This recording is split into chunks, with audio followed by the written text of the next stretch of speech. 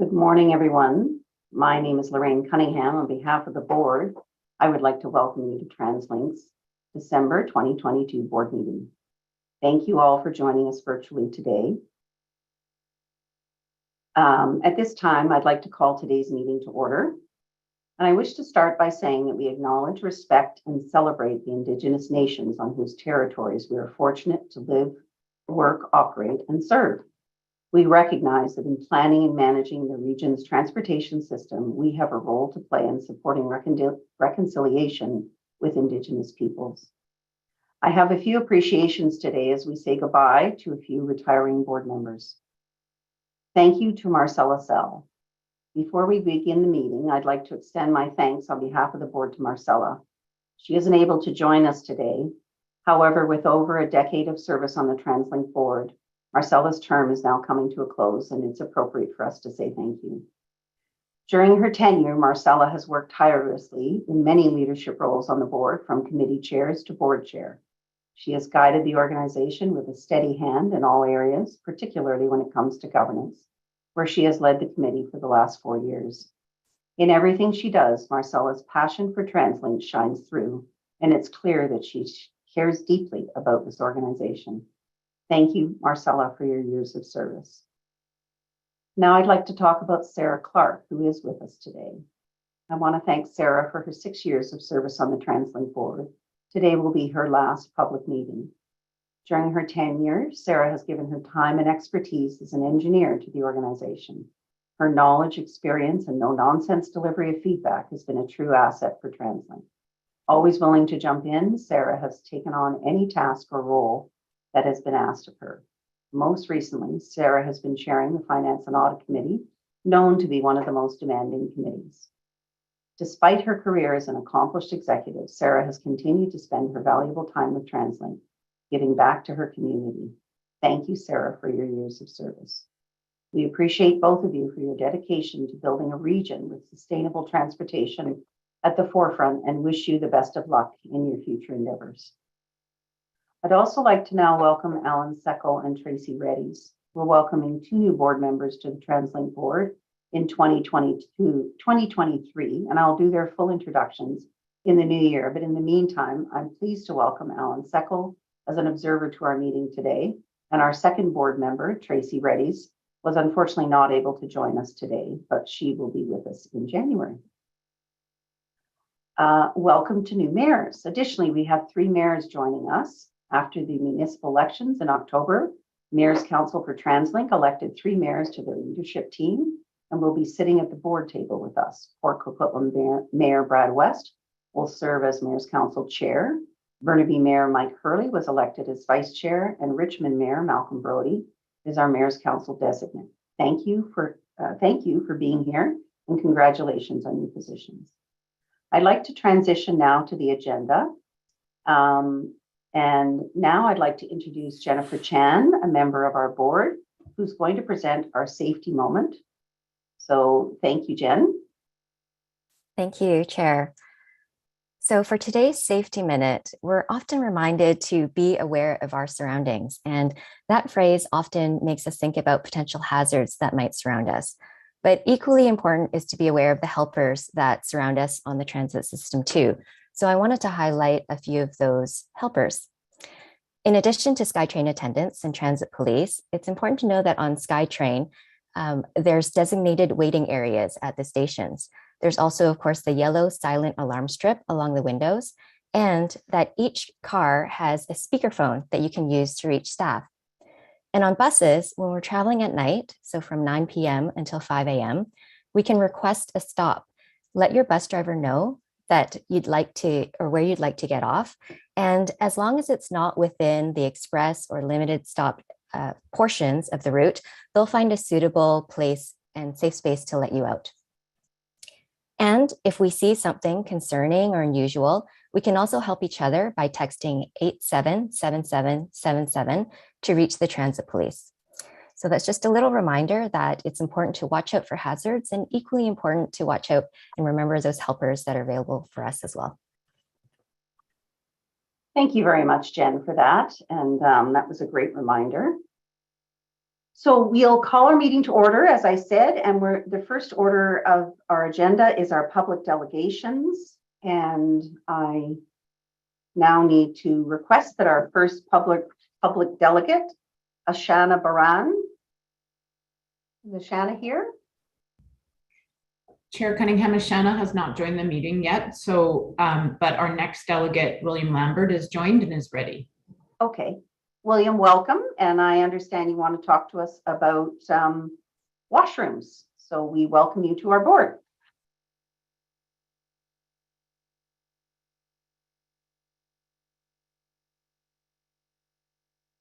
William, are you there?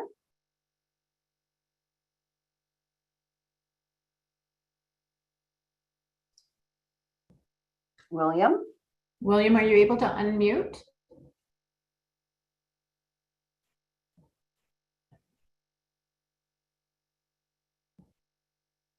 Good morning, William. Well, perhaps we should move to Nathan and see if William can get. Sorry, can you hear me now? Oh, yes, we can, William. Welcome. Okay, well, thank you very much, board, for allowing me to present. I'm semi-retired now, but I've been very active in transit. I've worked across North America and internationally, and spent 10 years with BC Transit and TransLink, certainly doing a service planning and infrastructure planning and funding roles. I used to prepare the annual 5-year and long-term 10-year plans, so I've got some background. Anyways, I want to speak about having more washrooms at all the rapid transit stations and certainly major bus exchanges. You need to dedicate funding now in annual plans. I know, a 10-year plan is nice, but it often doesn't materialize as you want. They need to be, you need to treat your customers as well as operators. I know operators have, keys to get into washrooms and much better access to washrooms than customers. And with you extending your network quite a bit in terms of adding a new line to Langley and the line pushing to UBC, and the system being even more integrated, its trips are longer. And certainly with more seniors and younger people, you've got a free pass for younger children.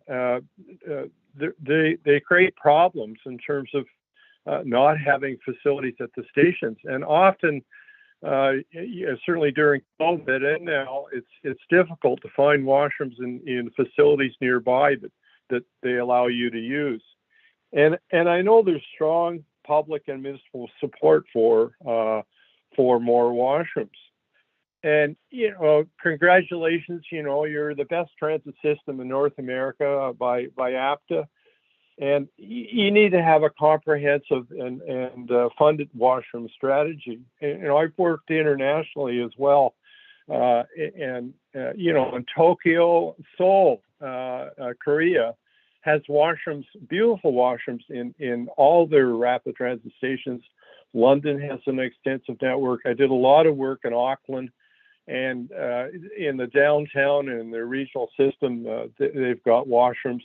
And a lot of major U.S. transit systems. And I know the typical excuses for no washrooms, they don't really hold water today. The transit systems claim, they're too expensive, difficult to maintain. You get drug people using them, but you can provide them. I mean, you could even use people having a Compass Pass to get into the washrooms. And it can really, transit systems have really worked well to have them self-sanitize. They can be virtually monitored. They can be readily accessible, well identified. I know in some stations where you do have washrooms, it's a mystery as to how you find them. And they can be designed in such a way that there's really rider care in using them. And I guess, I've sent the presentation that I'm talking to you, and I've worked, as I said, I worked a lot in New Zealand, and they expanded their system and they put beautiful washrooms in most of their facilities. As I said, South Korea is an excellent example. They have immaculate washrooms in all the rapid transit stations. And you can make them self-cleaning. You can see examples in downtown Vancouver, in Portland, where they have washrooms, and you go in and they self-clean after you've used them. And even a lot of Canadian systems like Halifax are putting very nice washrooms in their stations. So I know you've got plans in your 10-year plan to provide more washrooms, and but the 10-year plan can really fluctuate in terms of where you're going to get funding and whether they come to a high priority. And I mean, just in a related area, I know all the transit systems and you as well are spending on the funding. You're really limited to how much can you raise transit fares, property taxes you can, and funds like things like the gas tax. The revenues are going to decrease from that as more people have electric cars, and you get a lot of leakage in terms of people going across the border to buy gas. And the 10 years I was there, and ever since you've been working on. You really need to develop a good long-term, and that could certainly include the washrooms. So, it's high in my priority. Obviously, being a senior citizen, you have to use the washroom more often, and so I think you'd have a lot of support if you proceeded and implemented a plan that increased the pace of installing washrooms in the stations. So, thank you very much. And I appreciate the opportunity to talk to you.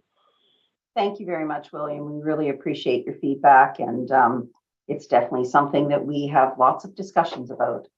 So, so thanks again for coming in and speaking to us. So the next, thank you very much. The next presenter is Nathan Debadovich. Is Nathan with us?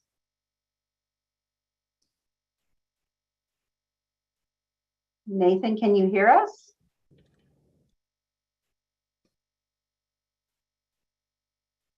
So I'm not sure if Nathan is with us, and I don't think Ashana has joined us either.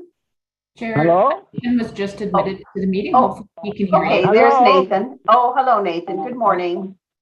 Welcome, welcome, Nathan. Okay, you have 5 minutes, Nathan. Okay, where's Nathan? Oh, hello, Nathan. Good morning. Welcome. Do you hear me okay now? Yes, we do. If you could turn off any other okay. other Thank you very things in the background, that would be appreciated. Thank you very much, Chair and members of the board. Item 11 on your agenda will guide the pathway of TransLink in 2023. A similar budget by any municipality would entail multiple meetings and at least 1,000 pages of details on operating and capital budget. You provide 69 pages. New Vancouver Mayor Ken Sim is an accountant, and he showed his knowledge on Tuesday at the city budget meeting. Your Finance and Audit Committee meetings are closed to the publics. You need to change your path of doing public business. There are 103 recommendations provided by the public inquiry yesterday outline how things should be done. The BC government will need to change BC Transit and TransLink very soon. Reading the 637 pages transit inquiry from Ottawa might speed up the process of changes. Transparency and clear path to improve public transit in BC has to be implemented as soon as possible. One of the first steps is returning our bus services to the original transit cities back to the pre-COVID level of service We don't want to wait till 2024 or 2025. These cities had public transit for over 100 years and account for at least 80% of the regional ridership. Many existing bus routes to universities are already over 100% compared to pre-COVID during the busy hours of 7 a.m. to 7 p.m. Ridership at night and early morning is below, and that is why the overall recovery is only around 80%. Your so-called 4 corporate priorities on page 31 of 183 are not complete and do not prioritize many requests of all the cities as described in their new transportation plans. All this operating budget does is rob Peter to pay for Paul. BC Transit follows the physical year instead of the calendar year to align with provincial and federal budget cycle. TransLink should do the same. MVRD, Metro Vancouver Regional District, approved your request for $400 million to buy new electric trolley buses on October 28, but no details on your agenda. The trolley buses carry around 1/4 of our ridership, but we need more articulated 60-foot buses, not the standard 40-foot buses for the next 25 years. We can even use the double articulated buses, which are 80 feet long. Quebec City recently announced that they will buy the new 80-foot buses, copying from cities in Europe and Asia. See page 87 of 183 for previous bus purchases that are mostly replacement. You froze the bus capital budget in 2020, and now we are even more behind. We are 20 years behind the promises of 1999-2000 when TransLink started of expansion and adding an extra 450 buses. We need a major expansion of the bus fleet as discussed by the BC Legislative Finance Committee in June. We need at least 1,000 extra new buses for BC over the next 3 years. Staff are conservative and do not know our history when the bus fleet was doubled in the 1970s within 3 years because we had progressive politicians back then. MVRD or Metro Vancouver will not approve any request for natural gas buses as they are not 100% zero emission. So I don't know why the CEO was talking about natural gas at the November 17 meeting of the Mayor's Council. In short, I would ask that you defer approval until comments are received from your father, which is Metro Vancouver Regional District, all member municipalities and the publics. And thank you for announcing the new members of the board, the 3 new mayors, but they have been forgotten by your IT department that still lists the retired mayors on your website. Thank you very much for all your help. Thank you so much, Nathan, for joining us. And we've heard all your feedback and appreciate it. Okay, so I don't think Ashana has joined us. Is that correct, Jennifer? That's correct. Okay. All right. Well, perhaps she'll join us at a future meeting when the timing works. So with that, we'll close off our public delegations, and we're going to move to item number 3 on our agenda, which is our CEO report. And Kevin Quinn, I'd like to ask you to make your report. Thank you, Chair Cunningham, and thank you everyone for having me here today.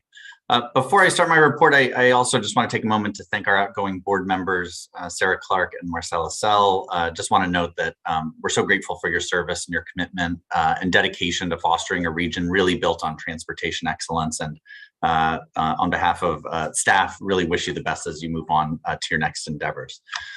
With that, also warm welcome goes to our new board members, Tracy Reddies and Alan Seckel, who will be joining us starting on January 1st, 2023. I also, of course, want to take this opportunity to welcome our new Mayor's Council Chair, Mayor West from Port Coquitlam, new Vice Chair, Mayor Hurley from Burnaby, as well as our new Mayor's Council Delegate, Mayor Brody from Richmond. So welcome to you all. I really look forward to working with you all to push our region's transportation goals forward. I also, before I get going, just want to note that customer feedback is really always welcome at TransLink and encouraged. And recently we did receive some feedback from one of our delegates around a desire to receive a written CEO report in addition to the verbal report that I typically provide. And so as such, you'll note that my presentation today will really elaborate on many of the updates that I shared in the written report for this quarter. Next slide, please. I want to start off just by acknowledging the most recent bout of winter weather over the past 48 hours. And as you're all aware, a significant snowstorm hit Metro Vancouver on Tuesday evening. And certainly all of our services really demonstrated a lot of resiliency in the face of difficult conditions. There's no doubt, though, that for many of our bus customers, it was a lengthy and a very challenging commute. And unfortunately, major traffic accidents around the region caused a lot of gridlock in many areas. And the reality is that when cars aren't moving, neither are our buses. And so we will, of course, continue to look at how to improve our services in these kinds of conditions. They are not ideal for anyone, transit and non-transit alike. And so that doesn't mean we can't look for ways we can improve and serve our customers better. I do want to acknowledge the extra hours and effort that our teams put in to ensure that we could restore service to the bus network as quickly as possible. I also certainly appreciate our customers' patience and understanding as our teams work to get them to their destinations safely. Next slide, please. As Metro Vancouverites continue to adjust to their new normal, they're continuing to come back to the system. And this fall, for the very first time, we saw ridership recovery reach 80% of pre-COVID levels. And I'm proud to share that TransLink continues to lead ridership recovery amongst our Canadian and US peer agencies, including Toronto, Montreal, New York City, and Chicago. And I really think this is a true testament to the ongoing hard work of employees really across the enterprise to welcome customers back to the system. We've seen weekend ridership increasing at a stronger rate than weekdays, which tells us that people are more regularly choosing transit as their preferred travel option when they have places to go, concerts, events, sporting events. With increased hybrid work options available across the region, particularly in urban areas, we are seeing that ridership is lower in those areas compared to where more on-site work is required, such as industrial areas. And I think this trend will likely continue as work and travel patterns in the region evolve. We have a lot of work to do to get our ridership back up to 100%, but I'm absolutely confident that we will get there. Next slide, please. We're continuing to find new and innovative ways to enhance the customer experience, knowing that when we create a great experience for our customers, they're more likely to not only return to use our services, but also tell their friends about it too. And that's why we recently completed upgrades to our transit alert system, allowing our customers to receive email or text message notifications about closures on the system that may affect their travel. These upgrades will give customers the ability to choose when they receive alerts to better match their commute schedule by requesting notification for specific days and times. I think it's a really effective tool that allows us to get information to our customers in real time as they move around the system, helping them better plan their journey every day. Having access to up-to-date information about station accessibility is so critical for so many of our customers and is especially important for those with limited mobility. Next slide, please. TransLink really remains committed to evaluating its role in taking action in supporting reconciliation with Indigenous peoples and future generations. And our network and our public spaces play an important role in cultural recognition, representing Indigenous voices through art, through stories, and through language. We recently unveiled 3 new murals on the Canada Line pedestrian bicycle bridge that connects Richmond and Vancouver.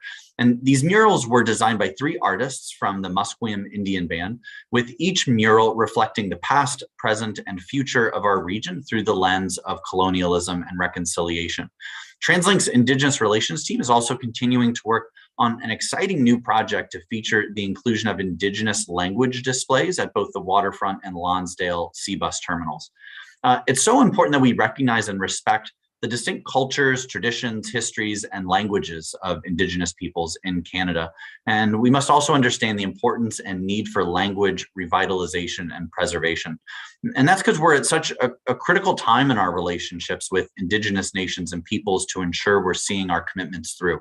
We recognize that TransLink needs to play an active role to work effectively in the pursuit of thriving and sustainable Indigenous communities in our region. Next slide, please. Work recently began to replace the 5 aging escalators at the Burrard Skytrain station. We're expecting completion of the escalator replacement project by spring of 2024. The replacement of these escalators, which are the oldest on the Skytrain system, is critical to ensure that the station can support growing passenger volumes today and well into the future. The new escalators will feature improved durability, smoother operation and braking for passenger safety, LED step lighting for improved visibility, and a variable speed option for power savings. Replacing these escalators will enhance the customer experience at Burrard Station and will ensure passengers can keep moving on what's our 4th busiest SkyTrain station. Next slide, please. I was so thrilled to announce the launch of our transit-friendly employer certification program last week at my annual address to the Greater Vancouver Board of Trade. And this new certification recognizes employers for helping make transit easy, affordable, and climate-friendly by subsidizing transit passes for their employees.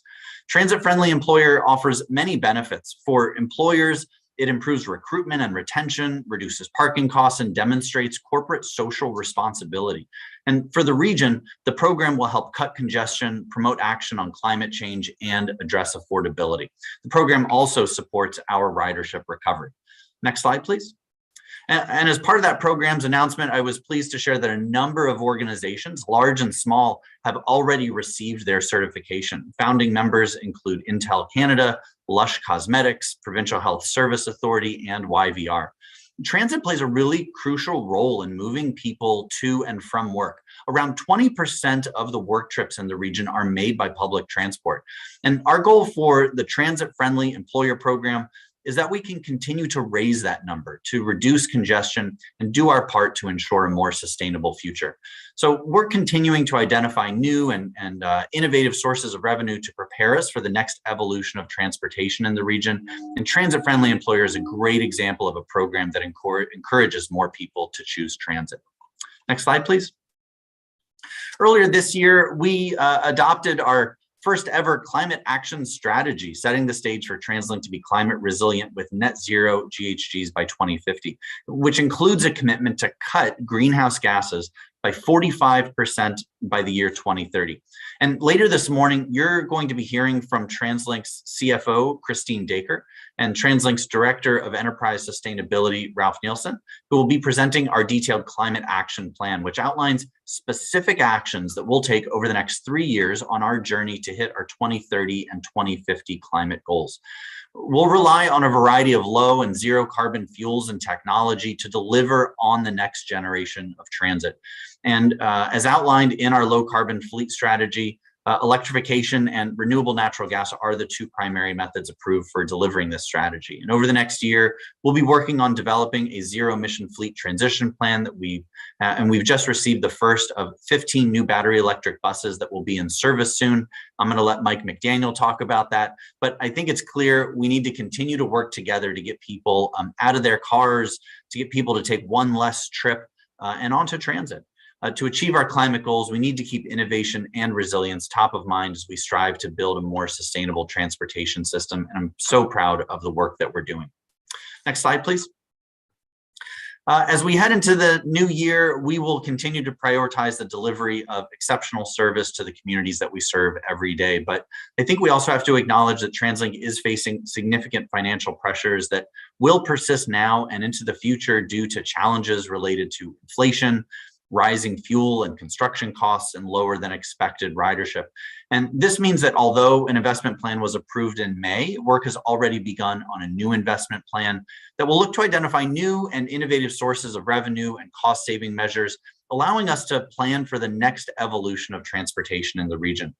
The fact is, 2023 will be another busy year for TransLink as we position ourselves to tackle future challenges and really further advance the goals set out in Transport 2050 and the 10-year priorities. And of course, we will do this while continuing to put reconciliation, sustainability, and inclusion at the forefront. I want to thank you so much for your time today, and I'm happy to answer any questions that you may have. Thank you. Thank you, Kevin, very much for your report. Any questions for Kevin in regards to the variety of topics that he updated us on today? Kevin, you must just be so thorough that nobody has any questions. Oh, I see Karen has a question. Thank you, Chair. Thank you, Kevin, for your report. I was just starting to do a little digging on the transit-friendly employer program because I know it's new, and I'm really pleased to see it. My question is, are we going to provide any kind of support for employers for their HR departments, maybe some wording that they can add to their, their job ads, some tools that to make it really user-friendly for the employers, because I think it's a great opportunity for the employers to showcase why this is a great organization to work for. I just wonder if we can provide any of that horsepower.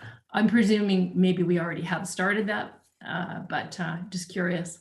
Yeah, Director Horcher, thank you so much.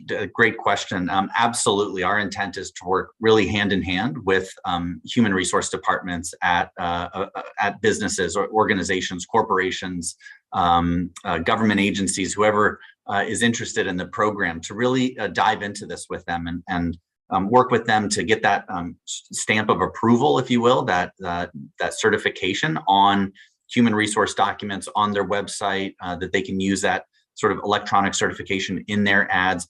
I think, we recognize that there's really two important aspects of this. One is the idea that, organizations are really able to demonstrate sort of social responsibility. And secondly, that it's a great recruitment and retention tool. Survey after survey really shows that millennials, Gen Z, new employees kind of entering the workforce are really wanting to work for an organization that demonstrates its commitments to sustainability. And so, to your question, we recognize that organizations will need those key messages, that they'll need to have that information out on their website, and we absolutely look forward to working with them on that. Okay, that's great. Look forward to seeing it. Thanks, Kevin. Thanks. Thanks, Karen. Any other questions before we move on to Sani, who's going to give us a report on BCRTC? So I think, Kevin, you're done, and I will invite Sani to take the floor, and he's going to update us on the all things Skytrain. Thank you, Chair, and happy to be with you to present an update from BCRTC. We can go to the next slide. My summary will provide you with an overview of my impressions from the first 60 days, with some updates on safety, on-time performance, some new equipment and facilities coming our way, progress on our new fleet, the Mark Vs, and some updates on maintenance, plus some activities we've undertaken in the last couple of months on recruitment and celebrating families. Next slide, please.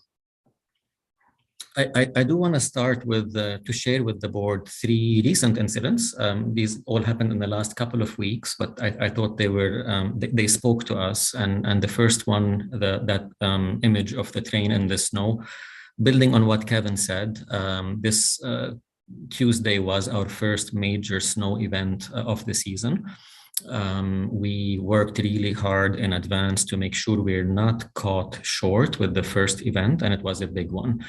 And I want to just express my kudos and thanks to the 1,100 employees of BCRTC and West Coast Express who came together under very difficult circumstances to keep Skytrain and West Coast Express running through a very difficult storm. This was an all hands on deck event where we pulled all our resources to serve our customers. Maintenance, operations, train control, frontline staff came together to keep the trains running.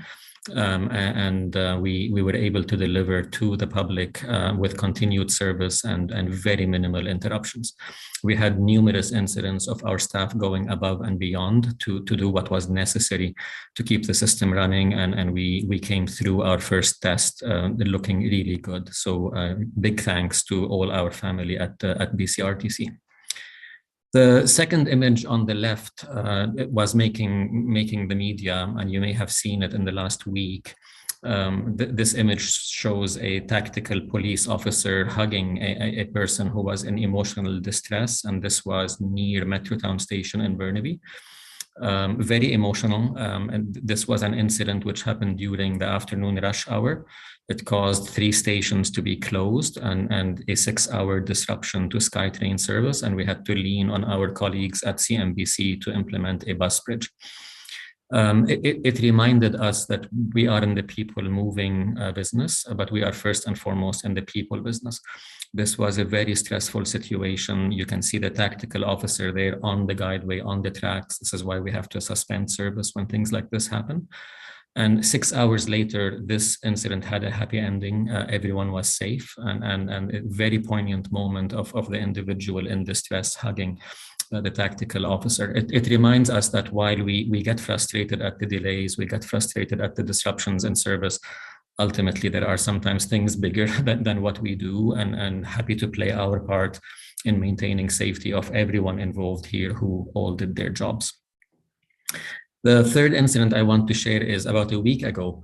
This is in terms of continuous learning and climate change. We had several trains having their propulsion units shut down because of the accumulation of leaves in the intakes for the cooling system. And it happened not on one train, not on 2 trains, but on several trains. And we had never experienced this before in 35 years of running Skytrain. And so in doing the dive into what may have caused this and why has this not happened before, it was the very late summer that we had and the very sudden onset of autumn with the release of leaves at volumes we had never experienced before. And the accumulation of tree leaves on the system ended up with unusual amounts of leaves clogging up our air intakes, which resulted in propulsion engine shutdowns. And so we had to pull trains out of service. It was something we were able to handle. We very quickly got on top of the situation, but another example of how climate change can come at us in different ways. And we have to always be on our toes to expect the unexpected with the different climate patterns coming our way. Next slide, please. More broadly, in my first 60 days, I committed to listen, learn, and lead. And that's been my agenda since the beginning of October. One of the main achievements we've pulled together as the leadership team at BCRTC is beginning to galvanize the organization around 2 objectives, equally important. An absolute focus on delivering excellent service, day in, day out, hour in, hour out, which is what we are really good at, and equally important, achieving future readiness. We are on the cusp of a $10 billion expansion program, which will change the face of BCRTC. Us being ready to embrace and play our part in that future is a big part of what is ahead of us at BCRTC. So in consultation with the leadership team, the executives, the managers, the directors, we've set those 2 really simple objectives. We've set them on the same plane as these are equally important and we have to succeed at both. And below that are sets of principles around our culture and our people and how we get there. But that work has all started and it gives everyone in the organization, they understand their place, either in delivering the excellent service or achieving future readiness or both. And that's so far been quite well received throughout the organization. Next slide, please. We continue to monitor safety very closely through our regular dashboards and our KPIs. Recent performance has been on target or slightly better than target, both in terms of lost time injuries and passenger injuries. We are continuing to take deep dives to look at root causes of any incident which is significant. And our intention is to be better than these targets and to continuously be lowering these targets to have fewer injuries, fewer lost time injuries, and definitely fewer passenger injuries. We're excited with the rollout of the latest winter safety campaign. And on the system now, you'll see the posters rolling out to try to reduce the incidence of passenger injuries. And we continue to work with our workforce on the shop floor to look at the causes of the lost time injuries. These typically tend to be trips and falls involving just staircases or other trip hazards. And we work with our workforce to try to minimize those incidents. We are also seeing upticks in, as I believe most other businesses are, upticks in mental health causing lost time situations. Next slide, please. Our on-time performance continues to be good. We continue to meet our targets, and we're taking very close looks now at what causes us to not be on time. And we're beginning the process of taking an approach of the situations specifically in our control, where it's an operations or maintenance issue causing the delay, or is it a more external factor like track intrusions, or situations which are more societal and not as much in the control of our maintenance and operations groups. Both have solutions and both could be prevented, but we want to be able to segregate those issues which impact our on-time performance and accept responsibility for both. But certainly the solutions for ops and maintenance are more in our control on a day-to-day basis. Next slide, please. On the noise control front, we are about to receive our rotary grinders, which will be helping us tremendously in being able to improve the condition of our rail to reduce noise emissions. And after we get those units tested and commissioned, we'll be targeting the hotspots, which we are tracking continuously. So we know where the spots are, we know where we need to deploy these units, and we're looking forward to be able to catch up and do better on our noise mitigation. Next slide, please. We have, as I mentioned, a very large capital expansion program. These are photos top left from our new operations and control center, what we call OCC2. That building is beginning to rise, and that would be the new home for operations and control for the Skytrain system. The other two photos are what we call the vehicle maintenance shop. We have a new shop being built to give us added capacity to maintain the fleet. So with the growing fleet, we need more bays, more maintenance bays, and that building is taking shape here at the operations and maintenance center where I am presently. So exciting times. Buildings are coming online, will give us expanded facilities, and that's a big part of our growth beginning to take shape now in front of our eyes. Next slide, please. In the meantime, our supplier, Alstom, is making good progress on delivering our fleet expansion. As you recall, we have 205 cars on order. These would be new Mark Vs, which are 5-car consists. So we have the first trains are beginning to take shape, and we expect to take delivery by the Q3 of next year of the first train to begin the process of testing and commissioning. The updates we have and the monitoring that we are continuously doing indicate the supplier is on schedule, which is really good news. And so we're eagerly anticipating the arrival of the first train about 12 months from today, to be followed by the additional trains arriving on schedule through 2024 and onwards. Next slide, please. In the last quarter, we finished the significant maintenance upgrades on the Skybridge. The photos you see there are from the work which was ongoing to replace expansion joints on the Skybridge. This was a major project which we completed while maintaining service. So we did single tracking across the bridge. some inconvenience to our customers and some delays on the system, which were very well communicated. But this was an example of what we will be needing to do more of in the future. With an aging system, we'll need to get better at doing major maintenance projects while maintaining the best service that we can. This one was completed on time, on budget, and with a very good plan to continuously communicate the single tracking and the resultant delays across the river with our customers. Next slide, please. We held in October our very first open house, or what we also called our job fair. With our growth, we're expecting to grow by hundreds of positions in the coming few years. And so part of the strategy is to create that pipeline of talent that we can draw upon. So we advertised our job fair, we advertised through various organizations, especially organizations which promote traditionally underrepresented groups to promote attendance. We had a tremendous response. 2,000 applicants put their name forward that they'd like to attend, and we shortlisted approximately 450. And they attended a full day's event to meet our staff, have quick interviews, submit their resumes, and get to know more about BCRTC. This was the first time we do this. It went really well, thanks to fantastic effort from the group of volunteers you see in the picture there. And we'll do more in the future as need be, but this gives us a base of interested talent that we can now draw upon as our labor pool grows.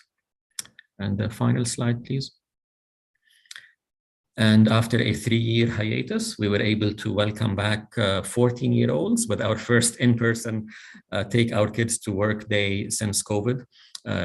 Fantastic opportunity for parents to bring their kids to the workplace. The kids had a blast. The morning, of course, was slow as they were all quite sleepy at 8:30 in the morning, but by the end of the day, they had perked up and enjoyed a terrific day. Seeing where and how we maintain trains and the different activities that go on at BCRTC. And I saw the smiles at the end of the day. And it was really thrilling to see both the parents and the kids having enjoyed the day. So with that, Chair, I'll turn it over to any questions and I'm happy to answer them. Thank you very much, Sani. It warms my heart when you talked about how we're in the people business and how important the people are that work in the business and the customers that we serve. So I appreciate that. I am curious about how long it takes to build a Skytrain car. Like, they're putting cars out like every day. How come it takes so long to build one of these cars? Yeah, great question. Every transit system has its unique characteristics. No two transit systems are the same. It's faster if we replicate a previous model. So had we been, for example, ordering the Mark 1s again, or the Mark 2s again, or the Mark 3s again, it's faster if the template and an older model is just ordered again. This is a new model for us. This will be the 5-car consist, which we need in order to meet our future objectives for moving people. So we did a lot of work to realize that we couldn't stay with the Mark 3s. We needed to go to longer trains, which resulted in a new design for us, which is the 5-car Mark 5s. So whenever we go and upgrade to a new train configuration, it takes longer for the manufacturer to then design and spec and tool their manufacturing facility to build a new train set for us. If all goes well, we can usually go from procurement to the first train within about 2 years. If all goes really well, the way we get that initial prototype, but then there's a long process of testing, commissioning, working out the bugs in the new model before we can put it into service. So it is time consuming compared to the vehicle manufacturing process, which tends to just build on its legacy. Here, whenever we're designing a new train model, it does take time. Thank you, Sani. Director Ross. Thank you, Chair. And thanks for the report, Sani. Just a couple of comments. Kudos on the job fair. You stole some of my report that I have to give a little later, so thank you for that. But I just want to point out, just last night, I think I was watching on the news and they were talking about the decrease in percentage of the workforce in skilled trades. And I was delighted to see the promotion at the job fair, but also as we're looking at diverse groups, so with trying to attract women and others that traditionally don't come into this workforce. And I think we have a magnificent opportunity here to bring people in as apprenticeships and skilled trades as we develop this system, which we are going to need more than ever. And if the numbers that are being reported, they're going to be highly competitive. So anything we can do to promote, one, bringing people in and retaining them, obviously, for a career which will undoubtedly grow. You mentioned the $10 billion in infrastructure investment. We certainly do have that need.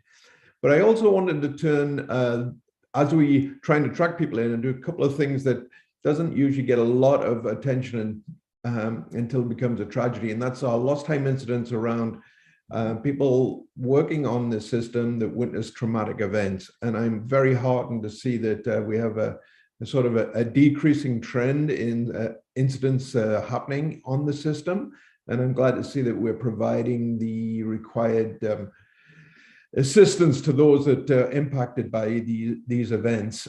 And I'm also very pleased to read the number of assaults on a downward trend on people who work in the front line. We see a lot in the news every single day now about random acts of violence, about mental health initiations. And I'm heartened to see that they seem to be reversing this trend. And according to the report, it's training on how to deal with these issues. So, you know, as we always say, everybody has the right to go home safe and healthy every single day. So I commend the work that's done there, and I hope we can keep that and keep that up. And hopefully we will see these assaults either eliminated or at least substantially reduced. So I'd just like to pass on my thanks to the work that's being done to make sure that our staff go home safe every night. Thank you.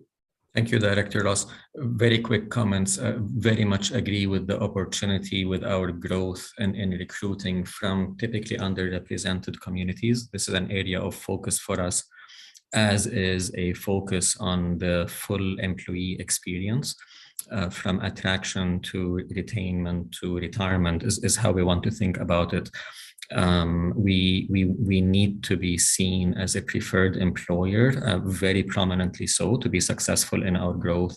And we're going to seek all avenues to do so. We have initiatives to reach out to educational institutions early. We want to get more women into the system in the labor force, and we want to make sure we are the best version of BCRTC possible, to then once we attract people, which we're beginning to attract people, we retain them and we keep them with us in the family, because we have a tremendous amount of work ahead.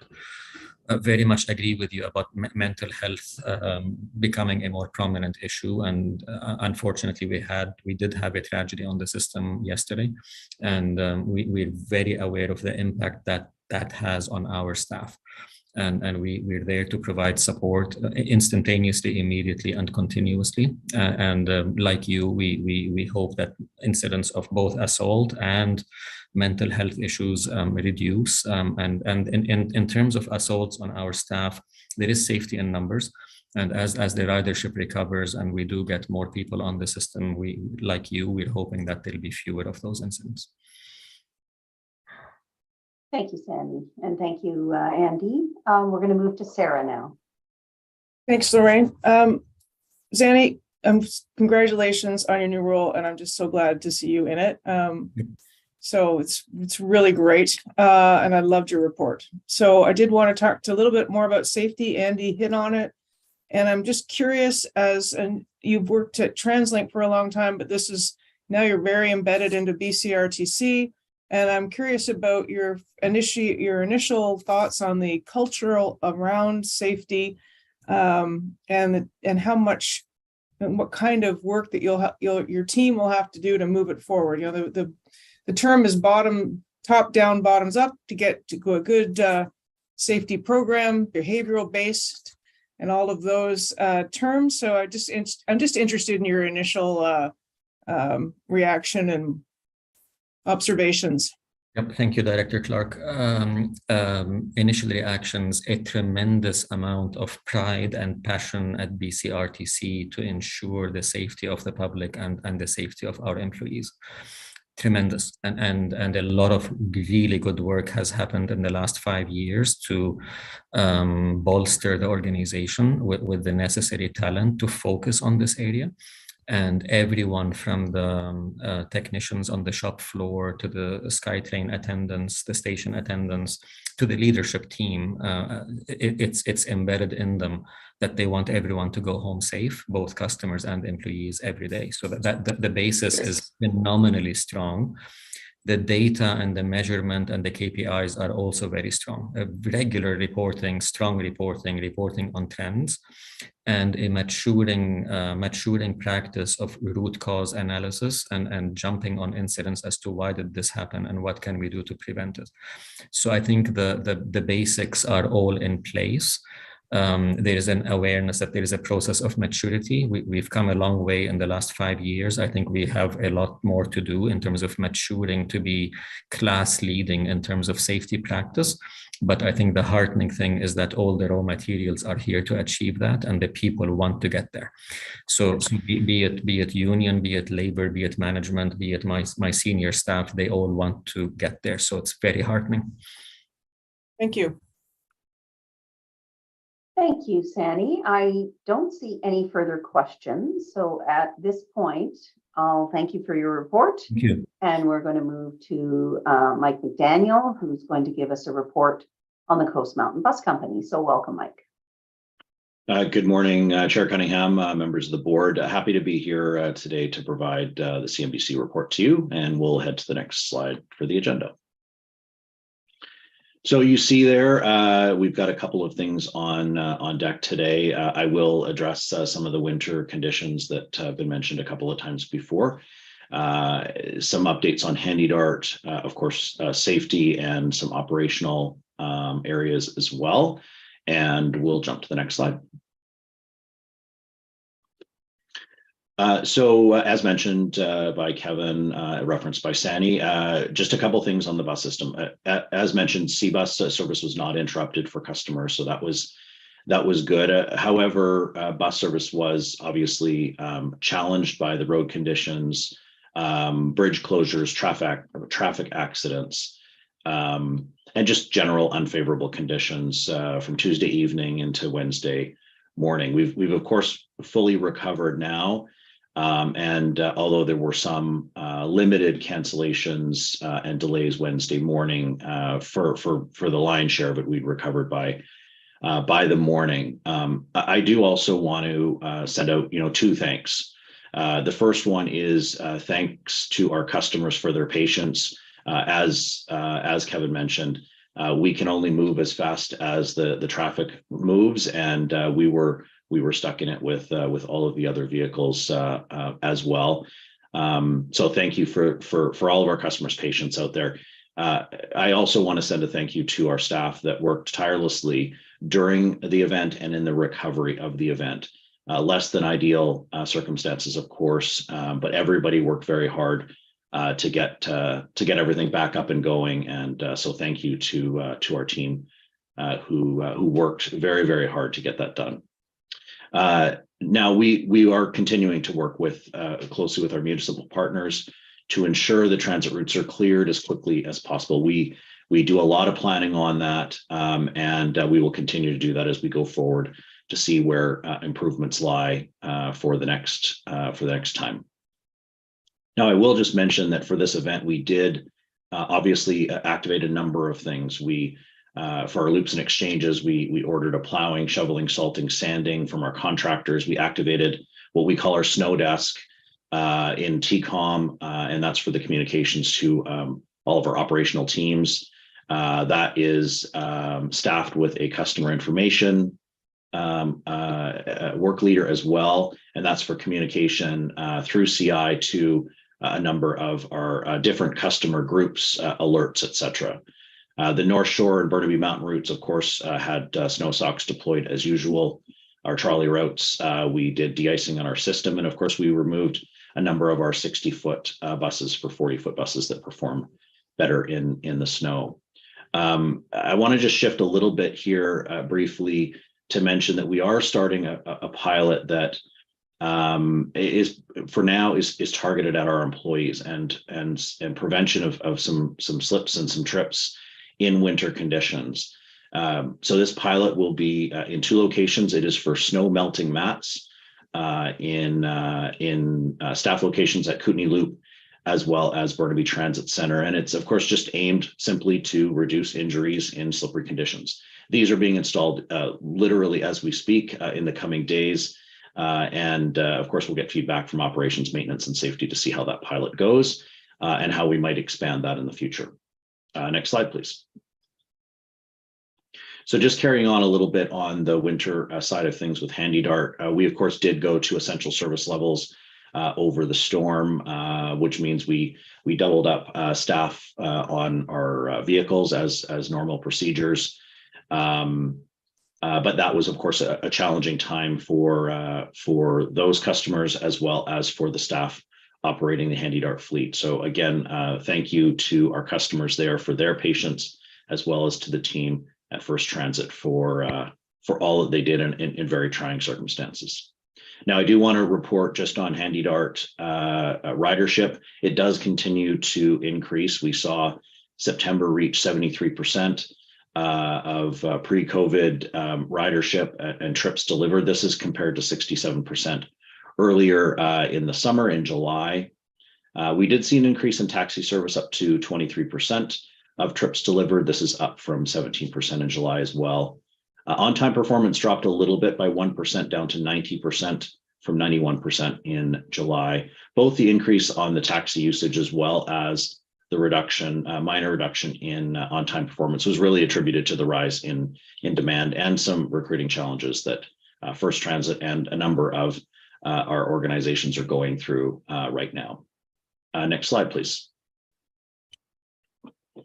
So here I want to just talk, I talked a little bit on the previous slide about prevention efforts, but I want to just switch gears a little bit. And so for some context, earlier in the year, we reported that we established a working group that focused on reducing the number of employee days lost due to injury in the workplace. This is a key focus for us. We have representatives from safety, HR services, and other operational ends on this working group. We've now drafted a strategy, and it has 3 key areas. Focus on prevention, of course, and just referencing that in the previous slide. Advocating for fair claims management policies and maximizing effectiveness of a return to work program.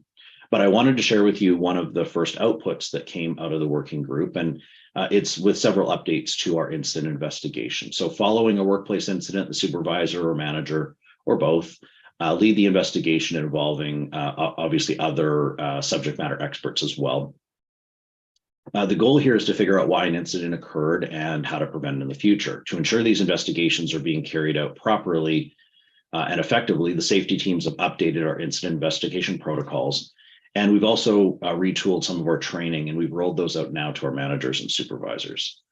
Of course, this is all to determine what the root cause is and implement corrective action. So we're advancing things there, and I'll be happy to report a little bit more on this as we go through more of that. Next slide, please. So just moving along to battery electric bus fleet updates, which we give most meetings here. The bottom photo you see, Kevin Quinn, Derek Stewart, myself, had the opportunity to actually visit the Nova bus factory in Montreal when we were in Quebec for the CUDA conference in October. It was great to see the factory in full motion, and this is the factory that is building our 15 battery electric buses for Route 100. This is the lead bus in both pictures, same bus. This is one in the factory, and then of course in the top right-hand corner, arriving in Vancouver just a couple of weeks ago. The bus is undergoing normal testing. Once complete, it will go into revenue service in Hamilton, out of Hamilton Transit Center. 14 more buses will show up about a year from now. Once that happens, we will reach the milestone that we've been planning for, which is Route 100 is fully electrified. So we're getting closer every day. I did want to mention, of course, that the preparations are well underway for the 57 battery electric buses and, of course, the required infrastructure for charging, and that will be out of the Port Coquitlam Transit Center. So we're advancing that as well. I did want to mention as well, we've hired our new senior manager of low carbon fleet, Dave Sauvé, and he started just about a month and a bit ago, and he was previously with us. He is now taking on an additional role, and so we're happy to have Dave on board. Next slide, please. So just moving along to some training. This is one of our new programs called the Safe Driving Tune-Up. It's an online program, lasts 1 hour for conventional operators, 30 minutes for community shuttle. We launched it very recently, just on November 20th. All operators, 3,900 operators, will go through that by the end of next year, end of 2023. And it covers a variety of topics you see on your screen there. This is the second type of refresher training that we launched as a reminder to the board. Last year, we launched an in-person one-day refresher training program, and that is to put about 20% of our operators through every year continuously. And we had about 800 go through this last year. And next slide, please. So just talking about a focus on our people, as I mentioned at our last meeting, we're happy to have our new EDI program manager, Ragini, join us. She's hit the ground running and is making tangible progress in advancing our work in this area. In September, we shared our first policy focused on EDI. And over these past 2 quarters, she's been delivering customized EDI workshops to groups across our company, including our senior management team and managers from operations, finance, corporate services, customer information, and fleet technical services. I was happy to be part of 2 of those workshops. They've been well received by everybody, and they will continue throughout 2023. And next slide, please. And so just on my last slide here, I wanted to just say thank you to all of our CNBC employees that helped coordinate moving 3,000 officers within Metro Vancouver to and from the processions and funeral services for our CMP Constable Shaylin Yang on November 2nd. Now, I know Deputy Chief Ferlin is planning to include some comments on this somber day in her remarks, so I'll just end my presentation today just with gratitude to our CNBC team for going above and beyond to assist when we were needed. And thank you. That ends my report. I'm happy to answer any questions you might have. Thank you, Mike. I just wanted to say in regards to your report around snow day, you know, we're media saying everybody should stay home. We're telling everybody to stay home. And the reverse is the case with TransLink and with the bus company. Like, we're telling everybody to come to work because we need to help everybody get around. And I just want to commend you for all the preparation that you did, even though some of it didn't work out in all cases. I think I know there was a lot of effort put into to preparing ourselves as best we can under the circumstances. I see some questions here. Mike Hurley, Mayor Hurley.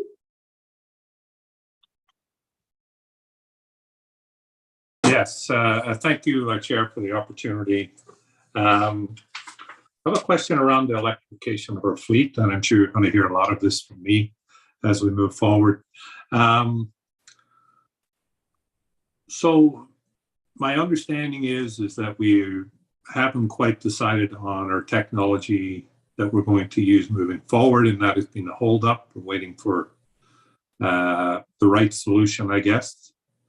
My question is, what has been done at all our depots to prepare for the electrification of our fleet? And by that, I mean, you know, we should be moving ahead already with the proper levels of power that we need to operate. We're going to need for all those depots, because no matter what is the final decision on our technology, those depots should be prepared and ready to go with the right power levels. So my question is, what are we doing to prepare all those depots from a power source level? And hopefully we're well down the road with that. But, you know, I note that Oslo this week announced that they're moving to a total electric fleet. So we're sitting at this stage with 5 battery-powered buses. So I think we're a little behind, but I'm interested in hearing what are our preparations are we making so that we're on top of this? Thank you. Okay, thank you. Thanks, Mayor Hurley. Thanks, Director Hurley. Great question, and we have made a lot of progress so far, but maybe I'll take it as a broad answer. In regards to power, we have been working with BC Hydro for many years now in regards to power requirements, and we've advanced that with them pretty significantly. What I will say, though, is that each depot will be a little bit different. So there will be depots that will be predominantly depot charging and will require obviously much more energy into that system, and some depots that will be a little bit of depot charging and then more in route charging as well. So more power out in the municipalities versus in the depots. But we do have a plan for that, which ones we're going to flex in either direction. For example, with the Port Coquitlam Transit Center 57 buses I mentioned, those will be predominantly opportunity charging in the system. So there's 10 pantograph chargers that will be part of that build out of infrastructure at all of the kind of major stops that are serviced by Port Coquitlam Transit buses. Whereas in, for example, Burnaby Transit Center, more of that charging will be in the depot. And we have obviously advanced the planning with BC Hydro around that. Both of those actually have 57 battery electric buses in about the 2025 area. Burnaby a little bit later than that, but the plans have been moving forward with those. We do, of course, have Marpole Transit Center, which is a purpose-built depot, and that will be ready to go in late 2025 with all of the fleet that's there for battery electric buses. So there is a lot of work that's being prepared, despite the fact that we sit today with 5. Soon we'll have 14 more, but in late 2025, when MTC opens, Port Coquitlam comes online as well as Burnaby, we're going to jump to about 550 buses that are battery electric, and that will change really how we operate a lot of our company, and we're getting ready for that as well. Thank you. Thank you. Director Sandhu. Thank you. So yeah, my question is related to not really necessarily the wintry conditions in particular, but more the difficult weather conditions overall and how we respond. So for example, I've been living here most of my life, and when they do forecast a massive snowstorm, often it doesn't happen, but when they don't forecast it, it does happen. So it is difficult to forecast some of our major weather systems, and we have atmospheric rivers. We've seen the results of that. Climate change is definitely hitting us, and also heat domes for air conditioning that's going to affect our system. Even the windstorms that we're getting are getting stronger due to climate change and knocking out power and things like that. So for this, I'm just wondering how the decision making and the preparation is made. So for example, is it with our municipal partners? Are we ongoing setting up new strategies, or is it typically when we are expecting maybe 4 or 5 days in advance some sort of inclement weather that we're putting things in motion? And how does that communications kind of flow? Just wondering just kind of imagine how that decision-making process works. For sure. Thanks, Director Sandhu. It's a great question, obviously very topical. The answer is a little bit of both. We do get ready in the fall for all of our winter preparedness, and we do a lot of work really months before anything's going to happen relative to winter. We do that with our municipal partners. We do that internally throughout the TransLink enterprise. We do that with Environment Canada. We do a lot of preparatory work, and that, of course, all started in about Labor Day, about September 1st, in advance of. When there is, to your point, when there is a forecast, we presume it's correct. So when they are forecasting for a storm, we presume it will hit as hard or harder than what they're doing. Sometimes it doesn't materialize, and that's okay. But in the week preceding that forecast, we do a lot. We take our kind of 2-month long preparation and we ramp it up. So we do a lot of, as I mentioned in my report, we do a lot of ordering of salting and sanding of the loops and exchanges. We order our de-acer trucks out for our trolley network. We really do all of the actions, presuming that storm is going to hit. Unfortunately, we are kind of, as Kevin mentioned, we're on the same roads that the rest of the driving public is. And when roads are closed, when bridges are closed, when accidents are happening and traffic backs up, we're unfortunately stuck in it like everybody else. But to answer your question around preparation, there's really two phases: a little bit longer, and then immediate in the days preceding. Great, thank you, Mike. Thank you. Sorry, thank you very much. Andy Ross. Thank you. Thanks for the report, Mike. Two things. In your written report, I just want to comment, as I did on the Skytrain report, about the apprentice program. It's heartening to see you've got 6 pre-apprentices moving up and targeting for the full 50. So the same comments I said, these are great opportunities. And I'm assuming that when people complete their apprenticeship, we have a high retention rate. We do. I would say it's near 100%. It's probably not quite 100%, but it's very near it. Great. And I just want to follow up on Mayor Hurley's comments as well about our low carbon fleet strategy.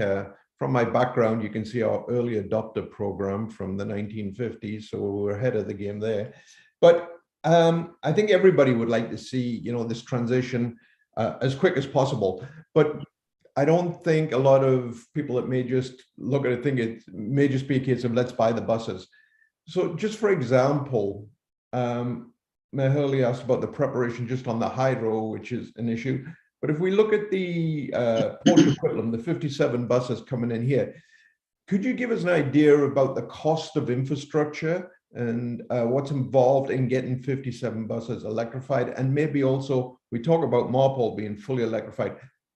What kind of cost does that take to put that service on the road? Yeah, thanks, Director Ross. The planning for, it's hard to answer one question, of course, about battery electric buses because it is very broad. In regards to your question, just taking Port Coquitlam Transit Center as an example, the 57 buses that are going there. The charging infrastructure, as I mentioned, is predominantly on route. So we have 10 pantograph chargers. Just in terms of the cost, each one of those chargers are about $1 million a charger. They're going to be located strategically across, of course, the network that PTC, Port Coquitlam Transit Center, services. But they're also in cooperation with a variety of other partners wherever we're putting those. And sometimes we own the land, sometimes we are very adjacent to land that we're doing work on. And so it takes time for that planning. Obviously, all of powering those pantograph chargers. There's also charging infrastructure. Even though you're charging high speed on route, there is still charging infrastructure that goes into the depot as well, kind of overnight conditioning, overnight charging. A little bit lower capacity than what you would see if you were just doing depot charging. But I guess my point is, there's a lot of infrastructure than what we would have if we ordered a diesel hybrid bus today, which of course we're not, but we have to put all of that in. There's also other parts to think about. It's everything from training to tooling, everything that our staff needs to get ready to do to handle a battery electric fleet. We do have a whole section that really understands that well in trolley overhead for our 262 trolleys. They're also being renewed right now. But for battery electric buses, we haven't ramped up all of that side of it, and we will have to do that as well. So it does take time, and it is multifaceted for implementing a whole new fleet with a whole new propulsion. Thanks, Mike. Thank you very much. So, Mike, I don't see any further questions for you, so I appreciate your report. And we're going to move on to item number 6 in our agenda, which is for Transit Police. We have a report from Deputy Chief Officer Anita Furlan.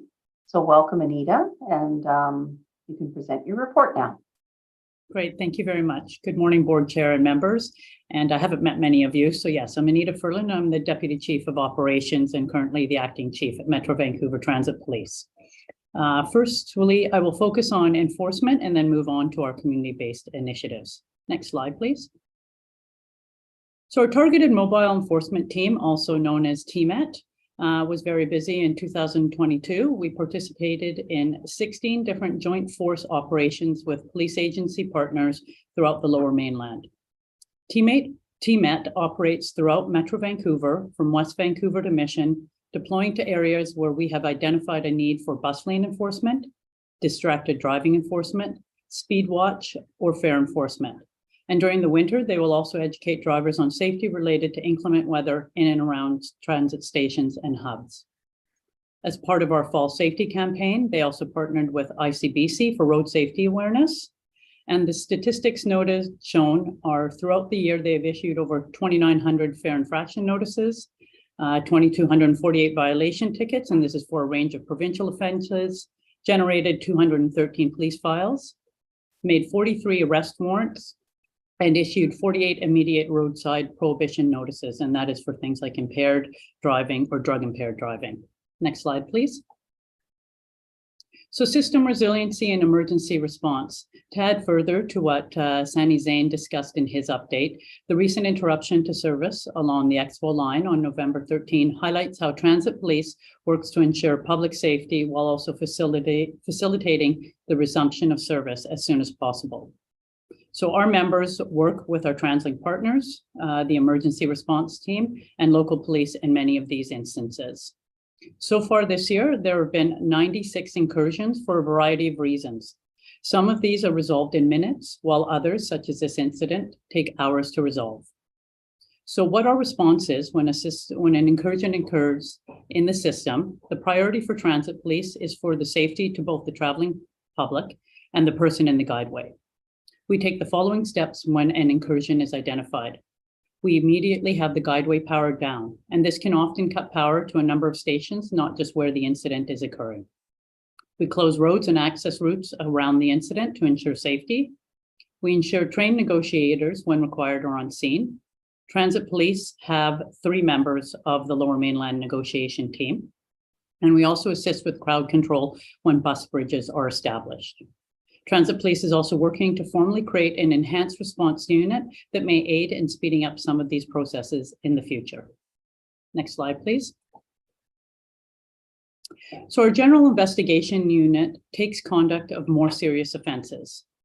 Several recent guilty pleas highlight a small piece of the work that our unit does on a daily basis. In March of 2022, a victim was assaulted outside of Burquitlam Skytrain station. The General Investigations Unit investigated and arrested 2 subjects, which led to charges being laid on both. One individual has since pled guilty for assault, while another has pled guilty for aggravated assault. A second incident had a suspect commit a series of 7 separate random assaults, which we see in the news all too frequently. Our General Investigations Unit investigated, arrested the suspect, and he has since pled guilty to all 7 charges, and he will remain on probation for 3 years. Transit Police takes these types of crimes seriously and vigorously investigates all incidents of violence to ensure the suspect or suspects are brought to justice. Successful investigations such as these help to enhance the perception of safety on the transit system. Next slide, please. So some of the things we do is public service announcements. Replica weapons on transit are a serious incident, and whenever we have one of these, it initiates a significant police response. So public safety campaigns such as this one educate the public and help to increase the safety and security of our transit ridership, and hopefully initiate less people bringing these on board, because as I noted, it does cause a significant police response, because until we are there and able to identify that weapon, we can't tell if it's a replica or if it is real. Next slide, please. So just moving on to some of our community-based initiatives. As part of the Fall Safety Awareness Campaign, it also included pedestrian awareness. So while our targeted mobile enforcement team was educating drivers around transit hubs, our community engagement team partnered with ICBC and our policing partners to ensure that pedestrian reflectors are worn and passengers are visible traveling to and from transit hubs. These initiatives also give our members and volunteers an opportunity to engage with the traveling public and increase our visibility in and around transit hubs. Next slide, please. So Project 529 is initiative for bike safety. So there are many bike racks located close to transit hubs, and bike theft is an issue reported to Transit Police. Through our partnership with Project 529, officers and our community policing center volunteers assist with pop-up events throughout the year where bike owners can register their bike serial number in the event it is stolen.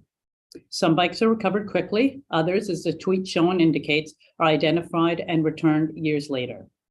Again, part of our messaging includes encouraging bike owners to invest in a heavy-duty lock that is harder to cut through and to ensure that bike racks and parkades are used for short-term usage and not stored for several days or weeks, which make the bike more susceptible to theft. Next slide, please. So our Waterfront Community Policing Center Volunteer Appreciation Evening was held on November 7th. A total of 18 different volunteers were recognized for their efforts in public safety education, first aid and naloxone deployments, supporting the Blue Eagle Community Cadet Program, and providing leadership to the program.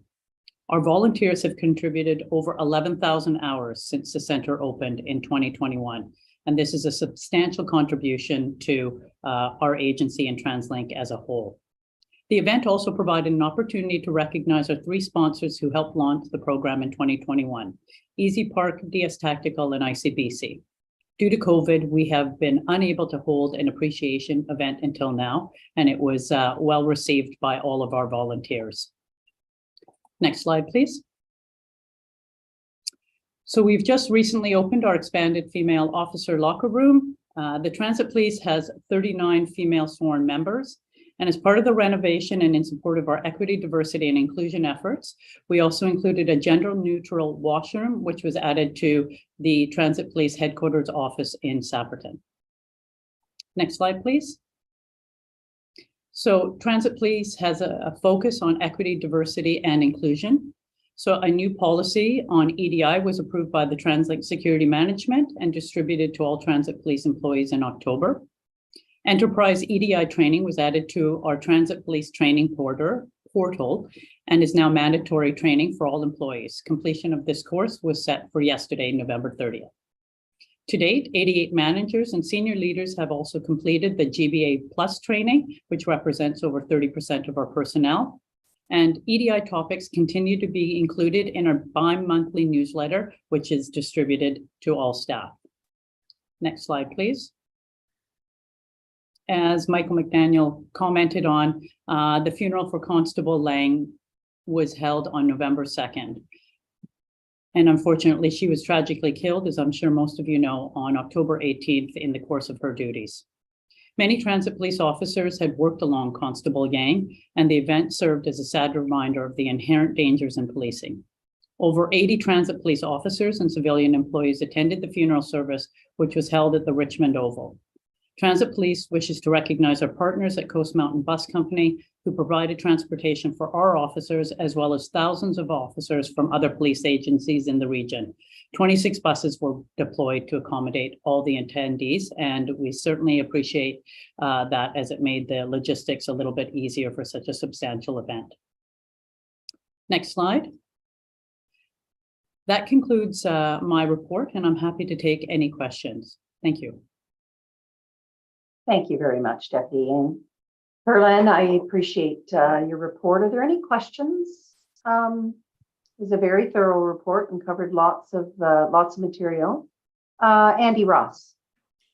Yeah, I'm just interested with all the attention on recruitment of police officers with events in Surrey and the City of Vancouver, that as we prepare for our expansion, what are we doing to make sure that we are adequately staffed for the opening of the expansion lines?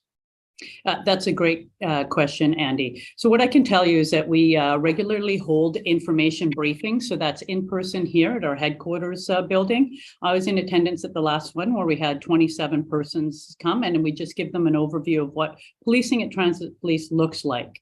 As well, I mentioned our community policing center volunteers. That is an excellent area for us to be recruiting from. These are younger participants, but they were all mostly interested in careers in law enforcement or public service. So as they go through their schooling and continue with us, they are certainly a pool that we will be looking at. We also have our succession planning for the Broadway and Langley expansion, so that we are trying to ramp up our staffing levels so that we will be at our maximums when that comes. Law enforcement recruitment is obviously a challenge for everyone throughout the Lower Mainland. So we continue to try and go to as many events as we can, and have pop-up events and recruitments as we do, and really also try and get the word out by mouth, as law enforcement is very family orientated. So a lot of word of mouth is what I'm really trying to encourage through our membership, to have family and friends who are interested come to one of our information centers and get more information. Thank you. And could you just remind me again, what kind of expansion numbers we will need to hit the SLS and Broadway expansion? Yeah, we will be looking at moving probably to about 35 additional members by the time we have the Langley expansion open in 2028. Great, thank So you. it's a significant amount. We have 183 sworn at the moment. So yeah, trying to recruit for that and trying to ramp up those numbers now so that we are ready. And just like every other law enforcement agency, we're constrained also by the ability of the Justice Institute of BC and how many members they can actually train throughout the year. Thank you. Thanks, Andy. Director Reimer. Thank you, Chairperson, and thank you, Deputy Chief Ferland, for the report. Sounds like a trying but great month for staff, or a great period for staff in terms of their response. I did have a question from page 6 of your report. There's a note that there's a 31% increase in persons apprehended under Section 28 of the Mental Health Act this quarter over the same quarter last year, and also that this is the highest monthly averages in approximately 8 years. I'm curious about if you know the outcome of those 211 apprehensions. So you drop them off at the hospital, and then what happens to those 211 people? Yes, for our statistics here at Metro Vancouver Transit Police, which I know are in contrast to most of the other law enforcement agencies, we have a certification rate of about 70%, which means they are actually certified under the Mental Health Act. We had a blip in September where that was significantly down to about 53%, but overall we're at around 70% of certified. If not, they are seen by a doctor and may be released. And then at that point in time, if there is not a criminal element that we are also investigating, those persons are then released back into the general public. That's great. I think I would appreciate seeing those statistics alongside the apprehensions. It's such a broad sweeping power to be able to apprehend a citizen who is otherwise, I mean, they're committing no crime. That it's just simply the observation of one person of how they perceive their mental health. I'd like to see the certification rate. Absolutely. And many of these people are called in for other incidents that are occurring. There are, many of the random assaults that are taking place. There is also a mental health component with that subject. So we're always making sure that we are actually trying to get them the help that they need first and foremost before looking at that criminal element. Great. Thank you very much. I can certainly ensure that we have those in our next report to you. Okay, thanks.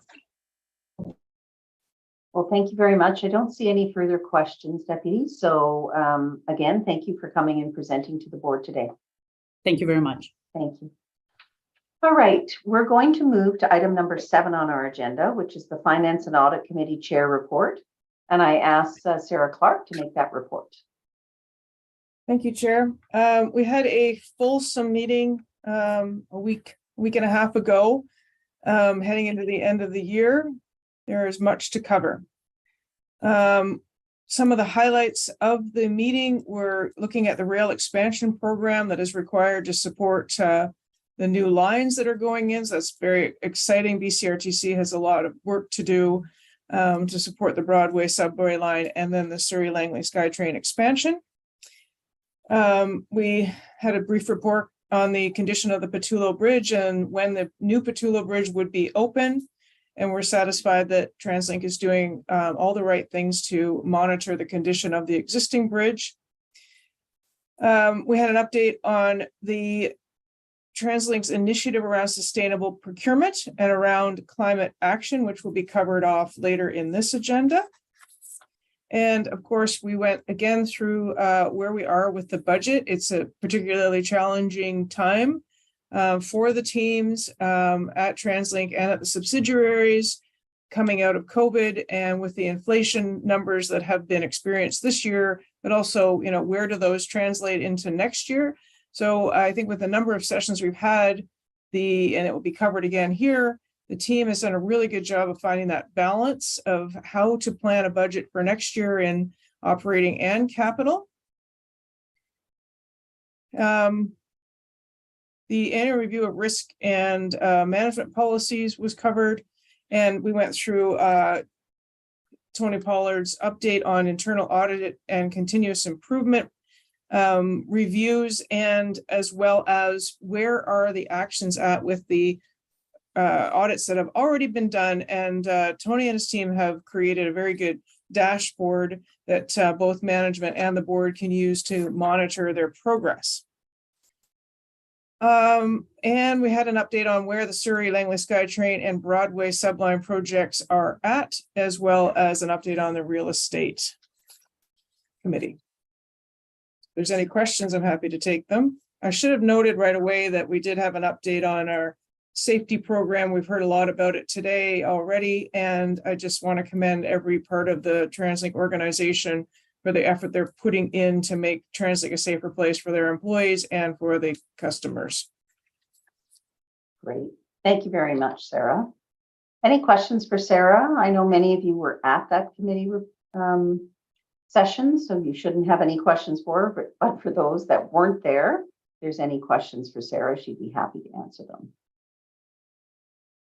All right, well, seeing none, then we're going to move to Andrea Reimer, who's going to present the report for the Planning, Communities and Communications Committee.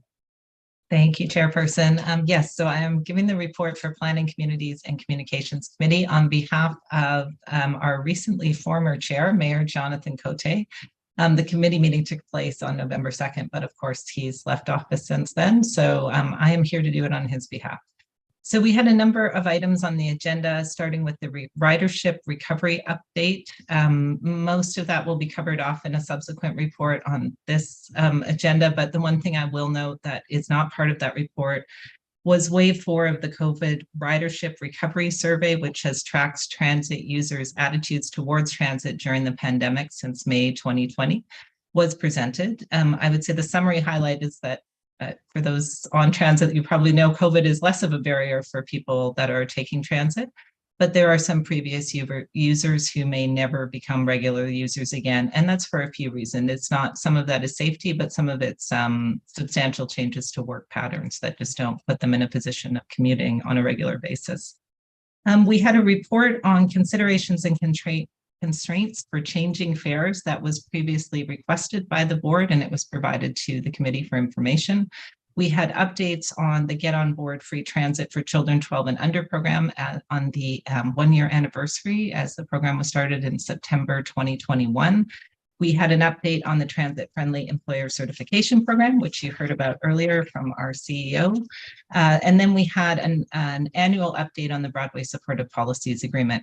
We had 4 updates on Indigenous relations, customer experience, communications and marketing update, and government relations and public affairs, the last of which was quite a busy report with the new elections and new premier and soon to be a new cabinet. And finally, we did the annual report appointments for Handy Dart Users Advisory Committee and the Access Transit Users Advisory Committee. Let me reframe that. We considered those items, and of course, they'll be forwarded to the board for consideration and hopeful approval. And that's my report, Chairperson. Thank you very much, Andrea. Are there any questions for Andrea in regards to her report on behalf of Jonathan? All right, well, seeing none, then we're going to move to Andy Ross, who's going to represent the HR and Governance Committee report on behalf of Marcella Sell. So Andy. Thank you, Chair. Our committee met on November 22nd, and we considered a number of items. As you've heard on previous reports, the issues around equity, diversity, and inclusion on the forefront of both TransLink and the subsidiaries. So we had in-depth reports coming through on initiatives that are being undertaken across the enterprise, and I'll touch on a couple in a second. We also were preparing, next year is a busy year for labor relations at our organizations, with a number of collective agreements expiring, and we were briefed on the status of preparation for that. As usual, we have a quarterly report from our Human Resources division, which everybody's experiencing changes in the workforce are now as we recover from the pandemic, and I'll have a couple of comments on that as well. We looked at our work plan for next year. Again, some of this is continuous work, but other initiatives are coming up and will become priorities for 2023 were discussed. So as well as that, we did a review of our subsidiaries on the structure of their governance and how they are compensated. So a couple of items that I've drawn out from that draw attention. In the equity and diversity, as we said, this is a priorities in our people plan, and a lot of progress has been made on a number of initiatives. Some of them, we have a gender inclusive washroom across our enterprise now. We're also starting our tracking and education events so that we can get a better handle on exactly what the makeup of our workforce is. To assist us in this, we have employee resource groups, and a number of those are underway and have met, and they are our Pride and Allies resource group, our Women and Allies, our caregivers, our multicultural and Indigenous, and there will be more reporting in the years in next year's events as they roll out their work plans. Another issue we talked about was accessibility, and a couple of legislative changes that are impacting the way that we deliver our services. For the customers, the Accessible British Columbia Act of 2021 was enacted this year, and we've been working closely with our Access Transit Users Advisory Committee so that we will have full implementation by September 2023. And I'm pleased to say that a lot of the requirements of the Act we're already in compliance with, and I have to thank and compliment our Transit Users Advisory Committee for the assistance they give and the advice they give on an ongoing basis. Still on accessibility, but now with our employees, we do have a workplace accessibility strategy. There were new standards that have been established related to the provincial accessibility legislation. We're focusing on three areas, on both communications, technology, and education. And we did have a review of our physical accessibility of our head office in Sabaton, which came out from the Rick Hansen certification review, and I'm pleased to announce that we're implementing all the recommendations. The final thing I want to touch on, and it's been addressed in some of the reports already, but the recruitment and retention in this post-pandemic, or whatever we're calling it, is obviously a challenge for all workforces right now, and we are no exception. They're being challenged to what the new normal is. So we have been actively working where appropriate to use remote and hybrid work options, and many have been implemented already. But I just want to touch on some of the numbers that you heard from the subsidiaries around what this means in the real world, what is happening. So from January to September, which are reporting numbers, we hired 725 people that are non-operators. This is outside of the largest part of our workforce. You heard Mike report, CNBC had a hiring fair. We've hired 339 operators. And TransLink is bucking the national and North American trend in this regard. Most transit systems are struggling to find operators to drive their equipment.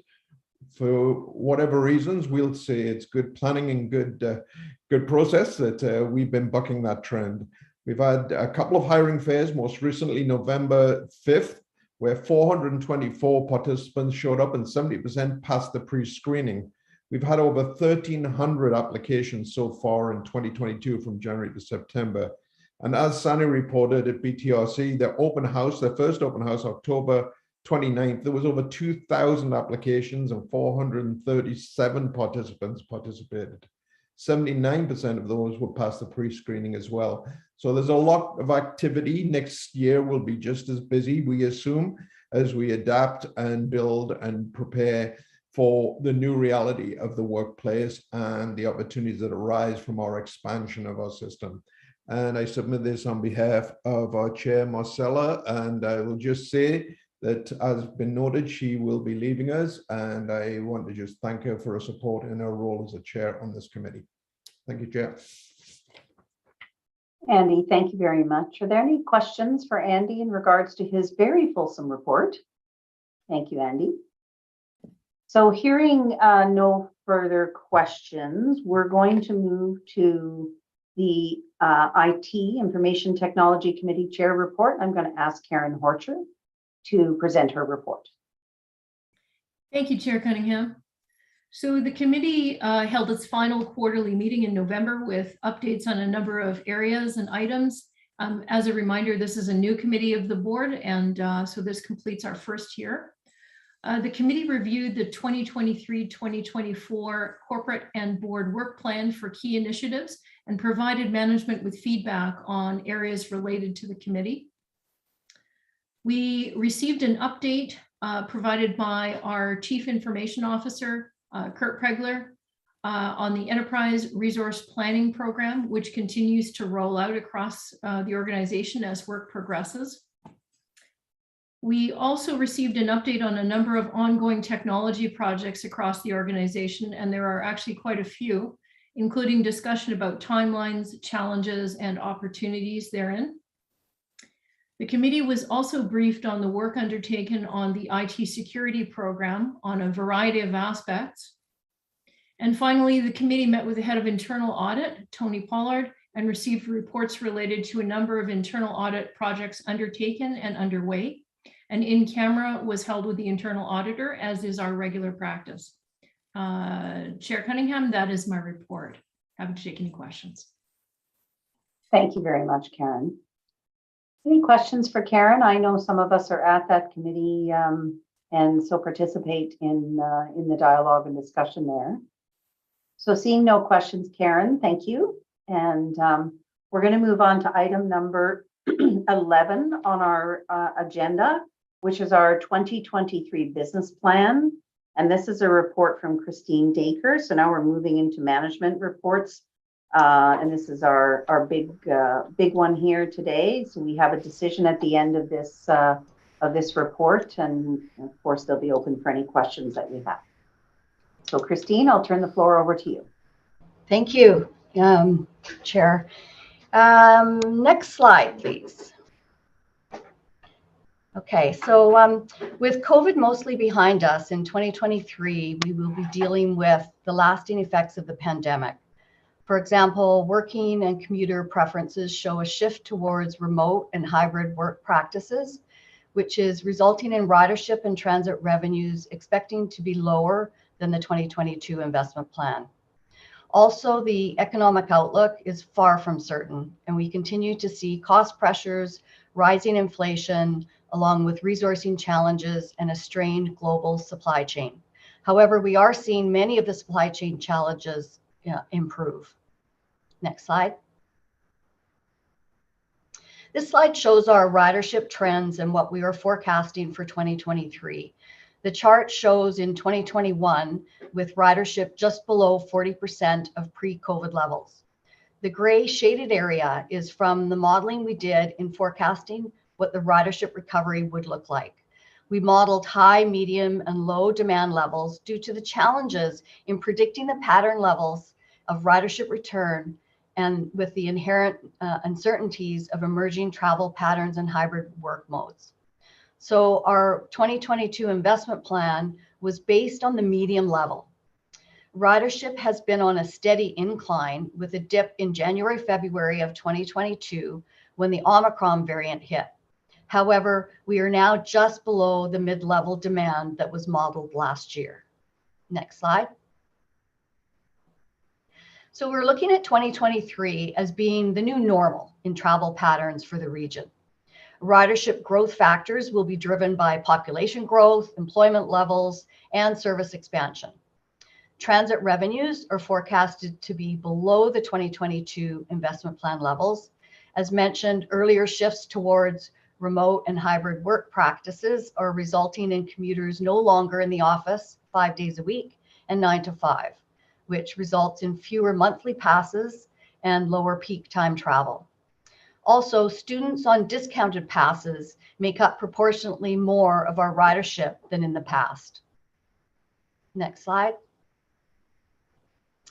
Continued challenges and risks include our current and planned service and funding models have become misaligned due to the new commuter needs and preferences, which creates a revenue gap that needs to be addressed. Inflationary cost pressures and resource capacity constraints may impair our ability to fulfill service commitments and deliver construction projects. We face the same labor market challenges that many organizations face, and it is important for us to attract and retain the skilled and resilient workforce needed. Keeping our assets in a state of good repair and the capacity to absorb expansion projects is also a risk we are managing through. Next slide.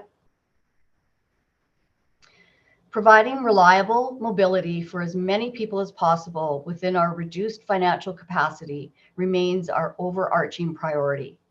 Our 4 objectives continue to be rebuild customer ridership, foster a safe, skilled, and resilient workforce, deliver a reliable transportation system in a state of good repair, and achieve financial sustainability.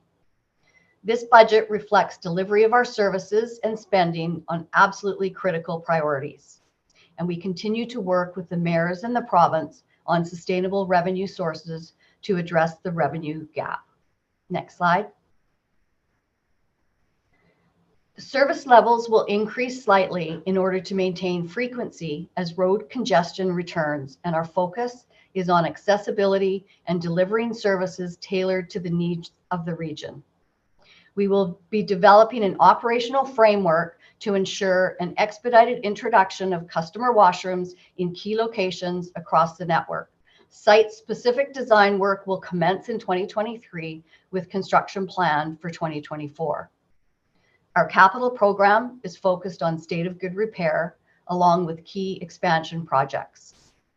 And support functions and corporate systems have been resourced to support the delivery of our service safely and reliably. We are managing inflationary cost pressures by a continuing effort to achieve cost savings and focus on absolutely essential areas of investment. Next slide. The total budgeted revenues are $2.2 billion. This is $210 million more than the 2022 budget.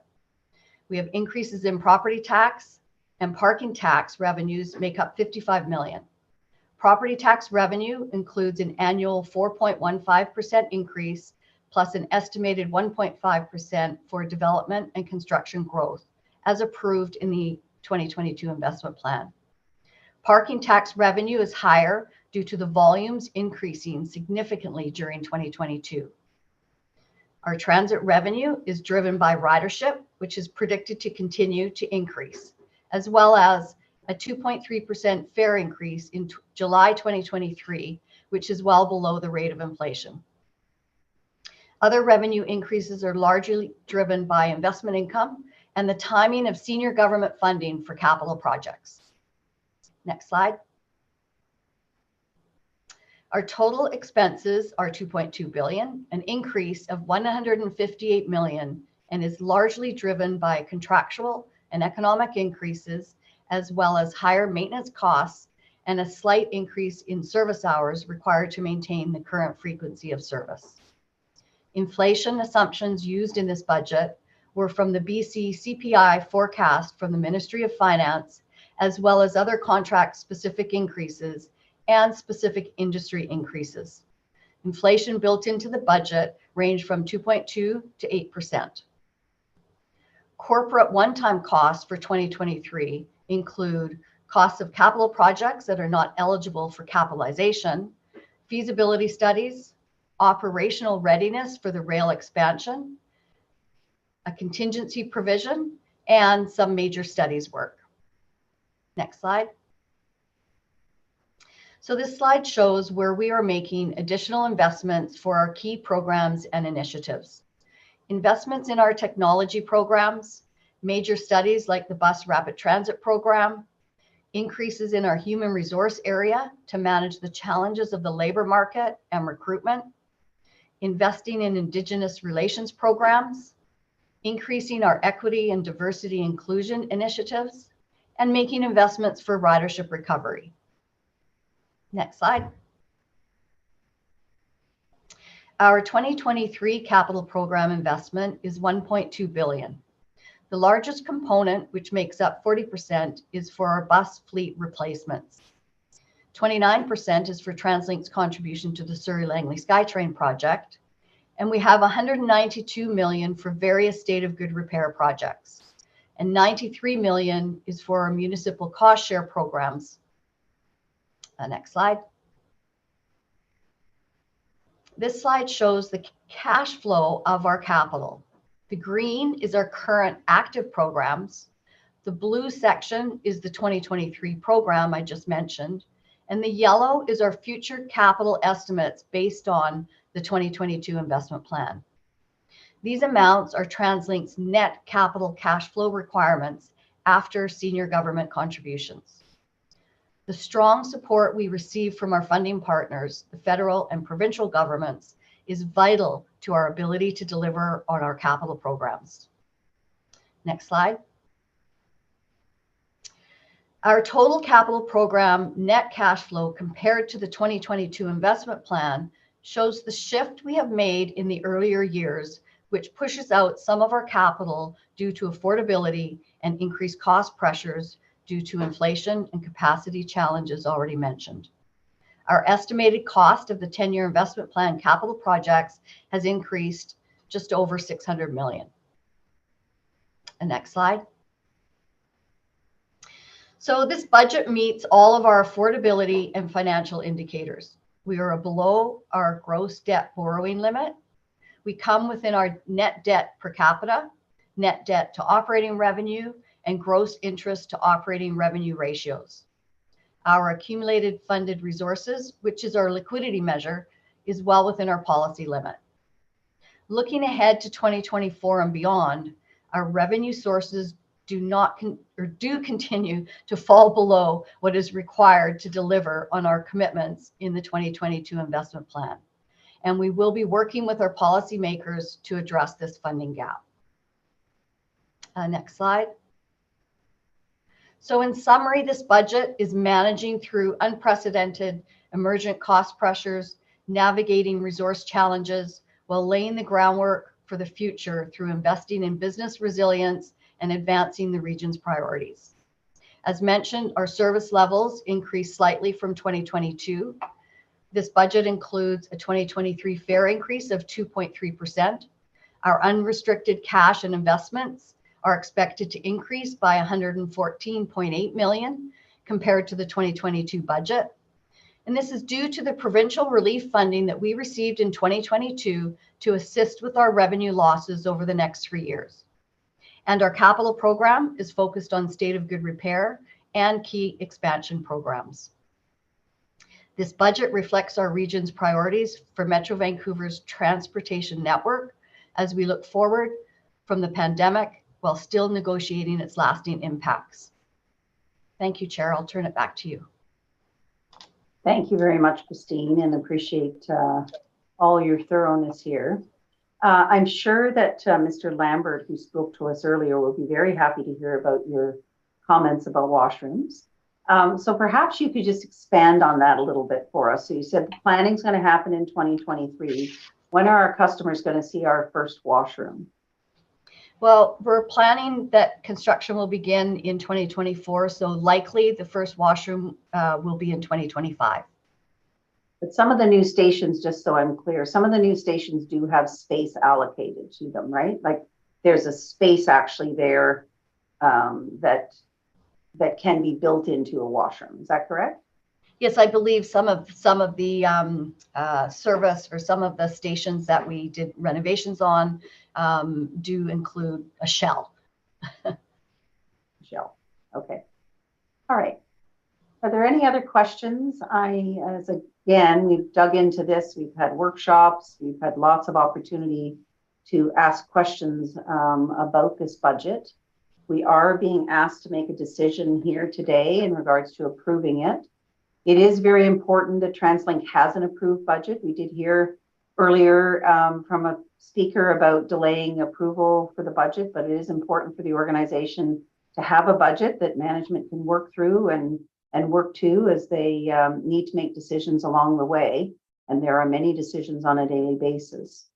So any questions any further questions to staff before we ask for a proposal for a resolution that you have in your package? Okay, well, seeing none, the resolution that's in the package is that the board approve the proposed business plan, operating and capital budget as attached as attachment 1 to the report titled 2023 Business Plan, Operating and Capital Budget. I thought, Sarah, as the chair of the committee, you might like to make this motion to thank you. And do I have a seconder? Second. Thank you, Andy. And all in favor? Aye. So any opposed? So seeing none, that motion is approved. And thank you, Christine, for all your work. As I said, this is not the first time the board has seen this. And so, although it doesn't appear that there's very many questions, there's been a lot of work that's led up to this, this process today. So thank you for that. All right, the next item on our agenda is item number 12, and that is the Climate Action Plan. And this is a report, Christine's going to start the report. And then I think her partner in crime on this is Ralph Nielsen, and we'll hear probably more from Ralph than we will from you, Christine. Great, thank you so much. So at the beginning of this year, TransLink's climate action strategy was adopted by our board of directors and endorsed by the Mayor's Council, committing TransLink and its operating companies to achieve net zero GHG emissions by 2050, with an interim reduction of 45% by 2030, and ensure our infrastructure and operations are resilient to the impacts of climate change. So we've been working on a climate action plan that includes more detailed actions over the next 3 years. So I'd like to introduce Ralph Nielsen, our Director of Enterprise Sustainability, and he's going to highlight some of the areas in the document. Thank you. Thank you very much, Christine, and thank you very much for the board and the Mayor's Council for their support last year and the direction to develop a much more detailed plan, and of course Christine and also Kevin's leadership, as well as the presidents and GMs across the enterprise. Right. They really help us develop this particular plan. Ralph, I'm not sure if everyone else is hearing the echo that's coming from your system, but perhaps, I don't know if there's anything else in your room. Just make everyone else, if you can just make sure you mute your microphone so we can hear Ralph. Hey, I don't have another device operating right now. We'll just put everything on mute. So is that a little bit better, Chair Lorraine? Is everyone else hearing the echo? Yeah. Okay, well, Christine, you might need to help Ralph here a little bit. I know this isn't. Yeah, actually, yeah, if you just give me 2 minutes, Ralph can probably come into my office. I just changed my microphone. Oh, there we go. It's much better now. There we go. It's a MS Teams setting that I just had to switch over between Zooms and MS Teams. I think that just needed to be fixed. Okay, so thank you again very much. Next slide, please. So last year's, or actually January this year, we launched our climate action strategy. Just a bit of a reminder, that strategy has 3 critical pillars to it. Number 1, reducing our emissions. In other words, mitigating GHG emissions across our entire enterprise. Second critical pillar is adapting to the impacts of the changing climate. And then third is really advancing our accountability and our funding and the way in which we make really good business decisions. Over the last year, we've spent a significant amount of time working on that middle pillar. And that's primarily because we established in the strategy our roadmap to get to net zero. And so today I just want to give you an update and a bit of a highlights on, what we've done on adaptation in that middle pillar, and a bit of an update in what we've got planned with respect to reducing our emissions into the future. So next slide, please. So a little bit about a one-on-one and why the two are complementary. The strategy really set ourselves in a particular direction. We had this particular board approve more aggressive climate targets at this time last year. And that really informed, how we need to be nimble and need to be innovative going forward to meet our aggressive climate goals, not only in terms of meeting our net zero goal by 2050, really more importantly, our 45% reduction by 2030, and then making our infrastructure and our operations more resilient to the effects of climate change. And so we were given direction by this board to develop a much more detailed plan this coming year.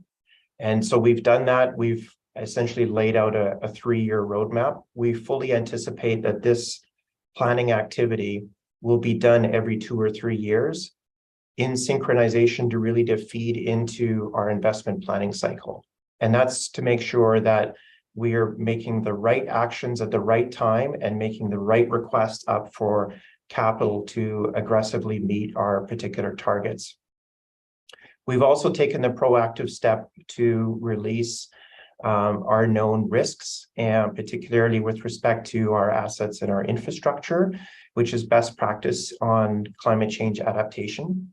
And we've also provided more details on what we believe to be really fundamental connections between climate resilience and emergency management and preparedness. The two are intimately connected to make sure that we keep our region, our customers, and our staff safe and comfortable as we move forward and manage long-term risks and also immediate risks. And then we've also understood a little bit more about the intimate connection between seismic resilience and climate resilience, and making sure that as we go forward, we look at those two aspects together when we make critical planning and investment decisions around our assets and our infrastructure. So next slide. So I'm going to spend a little bit of time talking about adaptation, because that's really, we've spent a significant amount of time, and I really want to thank, almost 100 people across the organization, everybody from senior VPs all the way into operations and maintenance staff, asset managers, planning folks who really contributed to developing essentially an adaptation roadmap, which we've fleshed out in our plan. And we've recognized also that we have essentially 3 spheres of influence. And when we started this initiative, we thought we're just going to deal with infrastructure and operations and staff. And we quickly realized through the expert input that we got from our staff is that we needed to expand that view. And we had immediate opportunities to address areas where we need to keep our customers safe and comfortable as the effects of particularly extreme heat begin to affect their comfort levels and their ability to actually take transit, and their motivation and their inspiration to take transit. And then we also understood that there was a connection to what we provide to our municipal partners through our funding programs. And there's an immediate opportunity with the review of those programs next year to integrate climate change into those programs. And so I'm quite pleased with all of that particular work that's been done this year to create that action plan for adaptation.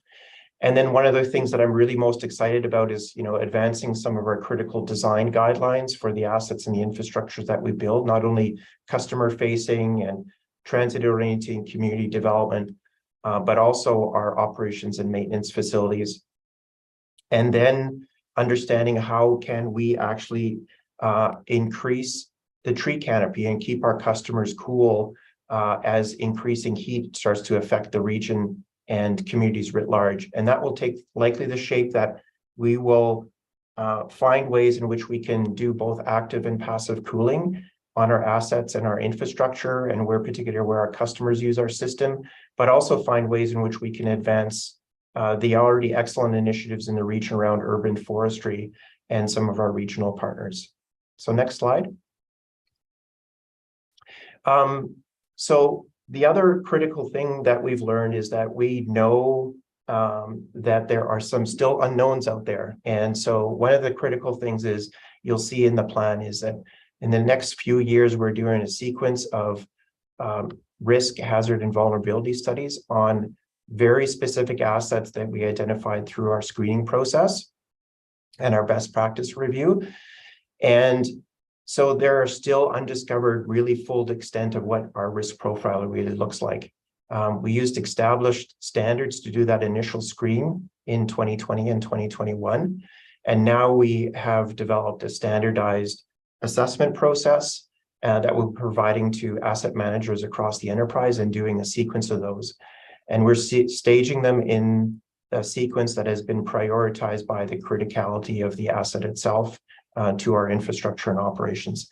So hence the aspect of what are the future capital costs of either protecting or improving or enhancing resilience on these assets and infrastructure is really yet unknown. But that's the critical reason why we want to start conducting these studies right away. And so that they get informed, particularly for the next investment plan. And the other aspect is that we've also learned is that the critical weather events that we had in the last 18 months in British Columbia, and Sandy mentioned this aspect of the late fall and the leaves, that's something that we've never experienced before. And in talks with the Climate Action Secretariat at the province and Metro Vancouver, we've come to recognize that those particular events exceeded the climate projections of extreme events for 2050 and 2080. So the climate projections, even though they were, we've modeled them on aggressive scenarios and weak policy scenarios that come from the IPCC, we do know that we are facing likely unprecedented changes in the climate going forward. Hence the really critical importance of moving ahead on this pillar within our action plan. So next slide, please. The next aspect is, of course, reducing emissions. So a bit of an update. You know, we are moving as aggressively as possible on electrification. And just building off some of the questions that we had earlier to Mike, is that, you know, our additional investment into electrification in the current investment plan is comprehensively with fleet and the charging infrastructure is $1.2 billion. You know, that additional dollar value to create electrification of our new Marpole Transit Center is, you know, 60 million.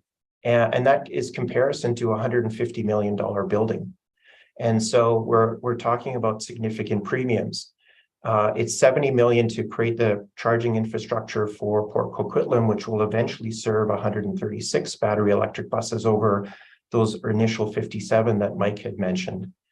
And then for that future Burnaby Transit Center, there's 139 million allocated for that. The other aspect is that, you know, we have come to realize that those critical investments that are in our current investment plan, that'll get us a 37% reduction. So that's still shy of our 45% target by 2030. And so hence the reason is that we actually need to be more nimble and more diverse with respect to the means and the technology and the fuels that we get to that particular goal. And just to give you a bit of a comparison, you know, battery electric bus reduces emissions compared to diesel by 93%.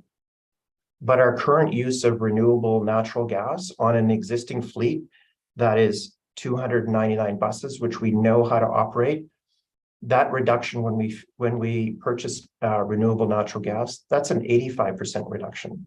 So the promise of renewable fuels, renewable natural gas, renewable diesel is a very quick, easy way to decarbonize our existing fleet, of which we've had existing assets. We know how to run them. So we're leveraging those assets by using different fuels is a really critical way to achieve our 45% goal.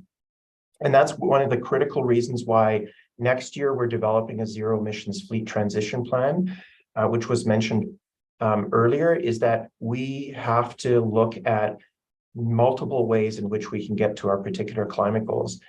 And I think the other aspect to this is that we know that a single energy source, a single fuel source, a single type of propulsion technology is likely not the thing that's going to keep our fleet resilient. So in other words, diversity in this technology and these energy sources, we are going through an energy transition in the next 2 decades, 2.5 decades. And we need to find ways in which we can make that fleet resilient. So if one of those sources or propulsion technologies goes down, we still have the ability to move our fleet around to serve the public in critical emergencies. And this is emerging learning. We have to become a better learning organization when it comes to this technology and this innovation, which is rapidly evolving on an almost monthly basis. So next slide, please. So we've laid out a plan for the next 3 years. I've mentioned we're going to be updating this in sequence of our all of our investment plans going into the future. But how are we going to keep ourselves accountable on an annual basis? So we have laid out a plan. The current year 1 is already into operational and division budgets already, and those actions have been funded. The divisions are going to be supported by enterprise sustainability to implement those particular actions. I talked about the scope of work on the risk, hazard, and vulnerability studies that we've already established. And then those divisions are going to report up to enterprise sustainability. We will report progress up to the board on a semi-annual basis as well.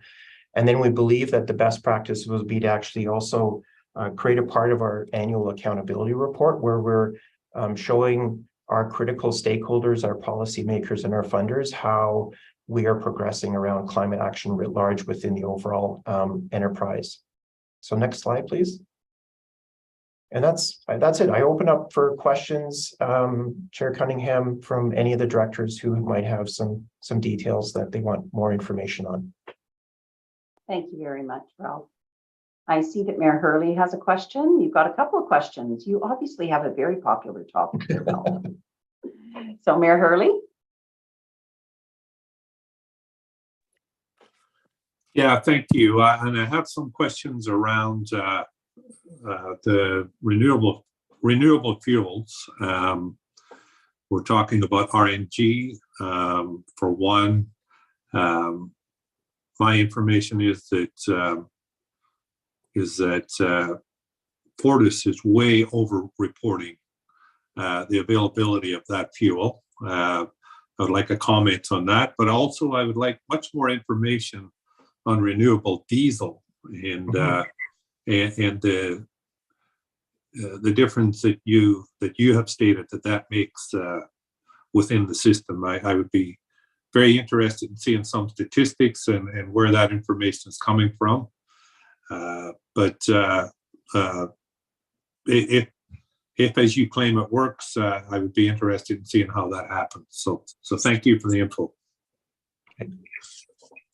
I'm happy to, so thank you through the chair, happy to respond a little bit about renewable natural gas. So we're currently working with Fortis as well as the province and Metro Vancouver on understanding the emerging landscape of how it's changing with renewable natural gas in the province. We are one of the critical off-takers of renewable natural gas in the province, together with BC Ferries, BC Transit, C-SPAN, any of the heavy-duty essentially transportation users are critical users of renewable natural gas.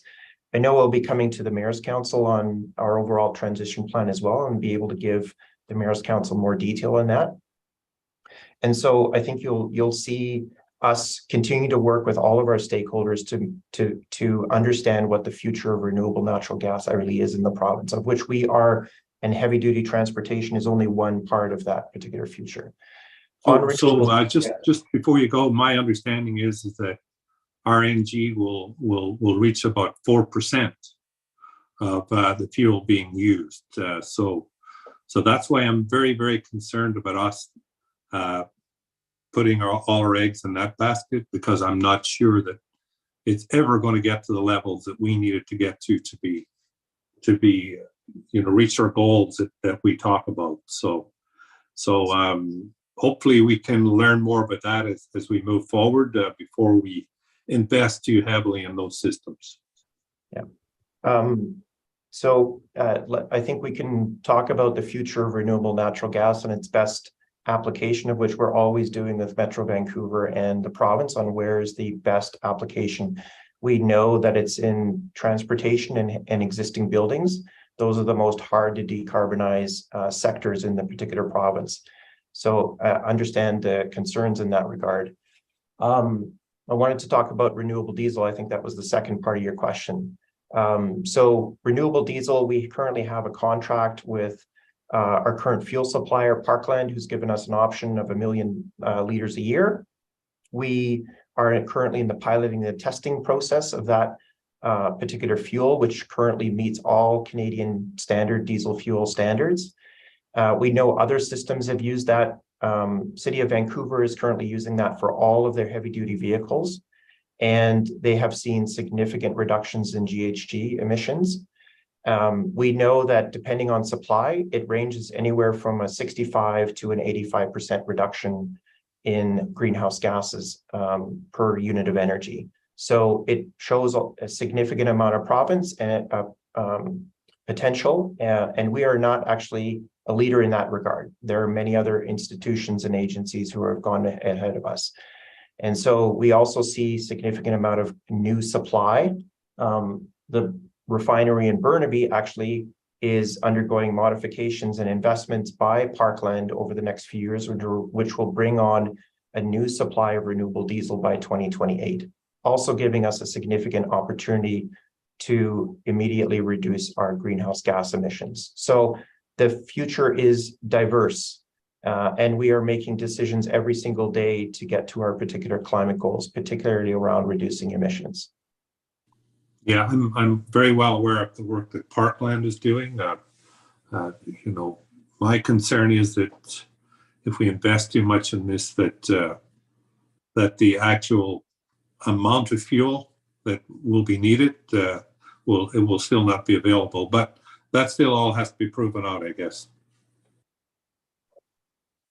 All right, so thank you. I think we're done on that, are we? And we'll move to Director Sandhu. So Harpinder?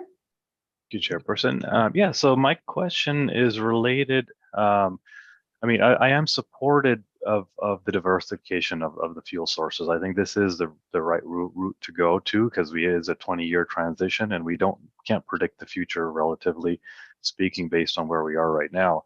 So I think this is the diversification of our fleet, our bus fleet, and our energy sources is critical to reducing our risk as an organization. One of the things that I do see as a very big emerging risk is the assessment of our capital projects, and particularly the carbon emissions that come out of basically below grade, Skytrain construction, and above grade, the large pillars of concrete. And those major projects, there is a breaking even point, of course. There are some studies that I think I found that TransLink's done a number of years ago. Even the University of Toronto has outlined the difference that could be up to almost 27 times more carbon emitted below grade versus above grade. And some of those break-even dates could be 10 years, it could be 30 years. So I think for us as a board, having that information from experts like yourself and the rest of the staff to make sure that we're making the right decisions when it comes to reducing carbon for the long term, because some of these major capital projects are very, very carbon intensive. So is there some feedback you can provide on some of the analysis that's gone for that? Yes, thank you, Director Sandhu, and so through Chair Cunningham. The aspect of the sort of embodied carbon in the infrastructure that we build that eventually is used to support our system, whether it be the Skytrain, or whether it be the Burnaby Mountain Gondola, or hopefully our, future BRT. We're taking first steps this year to assess establish a methodology by which we can properly do that together with our design teams and our consultants. And we're doing that on the Burnaby Mountain Gondola. And to understand, okay, how does that embodied carbon emissions compare to the current state of the operations of serving the university and the residents on Burnaby Mountain, but then also compare it to the operations of the future gondola, right? So how does that actually look like in terms of those upstream emissions and the current, what is the model of the projected emissions during operations or staying the course on business as usual? And so we're hopeful that we will establish a solid methodology and use that for subsequent projects, and a consistent methodology for all future projects, where we do that on the planning side. We do that hopefully to inform good business case decisions and investment decisions.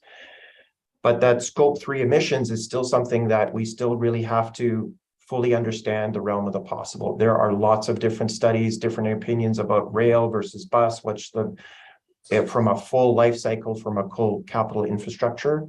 If you go to Europe, you get one interpretation from the scientists in the study. So great question, love it. And I think that we have still much to learn in that regard, but we're starting this year. Great. Yeah, I'd like to see some of those assumptions and also the best worst case kind of analysis on some of those. It would really help us even for our own discussions on the board. So thank you so much. Appreciate it. Welcome. Thanks, Harpinder. Jennifer. Thank you, and thank you for the presentation. On the climate adaptation piece, in addition to ensuring operational resiliency, of course, we've discussed very often an emphasis on customer experience as critical to supporting ridership recovery and the long-term success of the organization. So I was very glad to hear you speak to that, Ralph, and to see the plan include adaptations related to customer comfort and safety in them. You mentioned the tree canopy as well. There's, the discussion of the tunnel ventilation systems and also the redesign or the design of passenger facility design considerations. So with that in mind, you mentioned that this plan includes a lot of staff inputs, and I wondered if you might be able to share with us a bit more in terms of how public and other stakeholder inputs feed into these considerations, particularly in the sense of identifying and prioritizing those customer-related climate adaptations. So through Director Cunningham or Chair Cunningham, I think that one of the challenges we had this year was the amount of time that we had to develop the plan. So we did not go through public engagement. I can tell you, though, that the previous surveys that we've done with customers repeatedly bring up aspects of climate action. It's sometimes one of the reasons why customers choose to take transit. I think that one of the areas that we will likely do in the next development of our next plan, which we'll have more time to get prepared for, is that we want to hear more about the aspects of how our customers interpret, climate mitigation, reducing emissions versus adaptation. We're planning on a stakeholder survey to actually inform our sustainability strategy and how we report out on sustainability writ large next year. And I'm sure that will come up. We have seen in other jurisdictions in very hot, heat-intensive climates where it's getting even hotter, there is a threshold by which customers will tolerate a certain level of heat, and then they will start using other forms of transportation. APTA has done great research in that regard in other jurisdictions. One in particular in Florida that I think about has done sort of research and surveys around that and understood there's a threshold by which ridership starts falling off when it gets too hot outside and the heat waves get too long. So that's of concern to us, because we always want to make increases in ridership, and increasing ridership will only help reach our overall regional climate goals. We need to get more people out of motor vehicles and not go back to that with changes in the climate, however temporal they may be, right? So we need to find ways and always to keep that level as high as possible and keep them comfortable and safe. Hope that answers your question. Thank you, Ralph. And now we have Director Reimer. Thank you, Chairperson, and thank you, Ralph, for all your work on this. It's really heartening to see all the work that, especially on the adaptation side. I had two questions. One was, I'm interested to know, and I'm assuming perhaps incorrectly, so I'm not trying to send you on a wild goose chase, but if it's easy enough to get the information, because I'm assuming you had it when you were doing the calculations. I'm curious about the life cycle emissions for maintaining current infrastructure and using RNG. I guess there's a base case, so a diesel base case and renewable diesel, and then also electric. So if we bought a new electric bus, I'm particularly interested, I'm very familiar with the car, the single occupancy vehicle numbers, but I mean, a bus runs so much more. I'm just not sure how the production carbon costs factor into the life cycle of it. So through Chair Cunningham, Director Reimer, that is an awesome question. I can frankly say our enterprise sustainability has not done that kind of life cycle analysis of a fleet asset. Battery electric versus, traditional diesel versus a natural gas bus. And understanding what that looks like upstream and downstream and the benefits achieved. Would love to be able to get to that level of detail. We would probably have to follow up, maybe do some scans of best practices, some research from the LCA specialists in the infrastructure to really get those numbers. What we do know, just strictly at the financial level, a battery electric bus is about 1.5 million right now at the 40-foot buses. A diesel bus is 1 million. And a natural gas bus is 900,000. Would love to actually compare that financials with the LCA inputs and the embodied carbon of those fleet assets as well, but I don't think we really have that information right now at hand. Interesting. Well, I might connect with some of my academic colleagues to see, because it is, I think the piece that's often forgotten in the carbon and emissions calculating is that there is a substantial amount of emissions involved in the production of these vehicles, and where you can reuse an asset and reduce the operating emissions, it is obviously a preferable way to do it. Yes. Yeah. I think that is one of the, I think the aspects of leveraging existing infrastructure investments that we've made in the past, and can they be used or repurposed or fueled with different sources that we know the technology already works, it meets our service goals. We've made that we've made that historical investment, and can we trigger leveraging that through renewable fuels? I think that's a great connection, and I think we need to seriously think about what are the existing things that we do that we can do better into the future. So we still have much to learn in that regard with respect to LCA, though. I totally admit that, and I would love to be connected with some of your academic colleagues who are working in that area. Cool. Okay, I'll do a little rooting around. I had another question, which was around coordination, and it's not really looking for an answer today, but over the longer term, in the report you reference the internal coordination, because we have a lot of subsidiaries and divisions and departments. I would love to see the external coordination needed on some of these bigger items, or even the learning that we get. I know we have the ongoing project with Metro Vancouver around this question.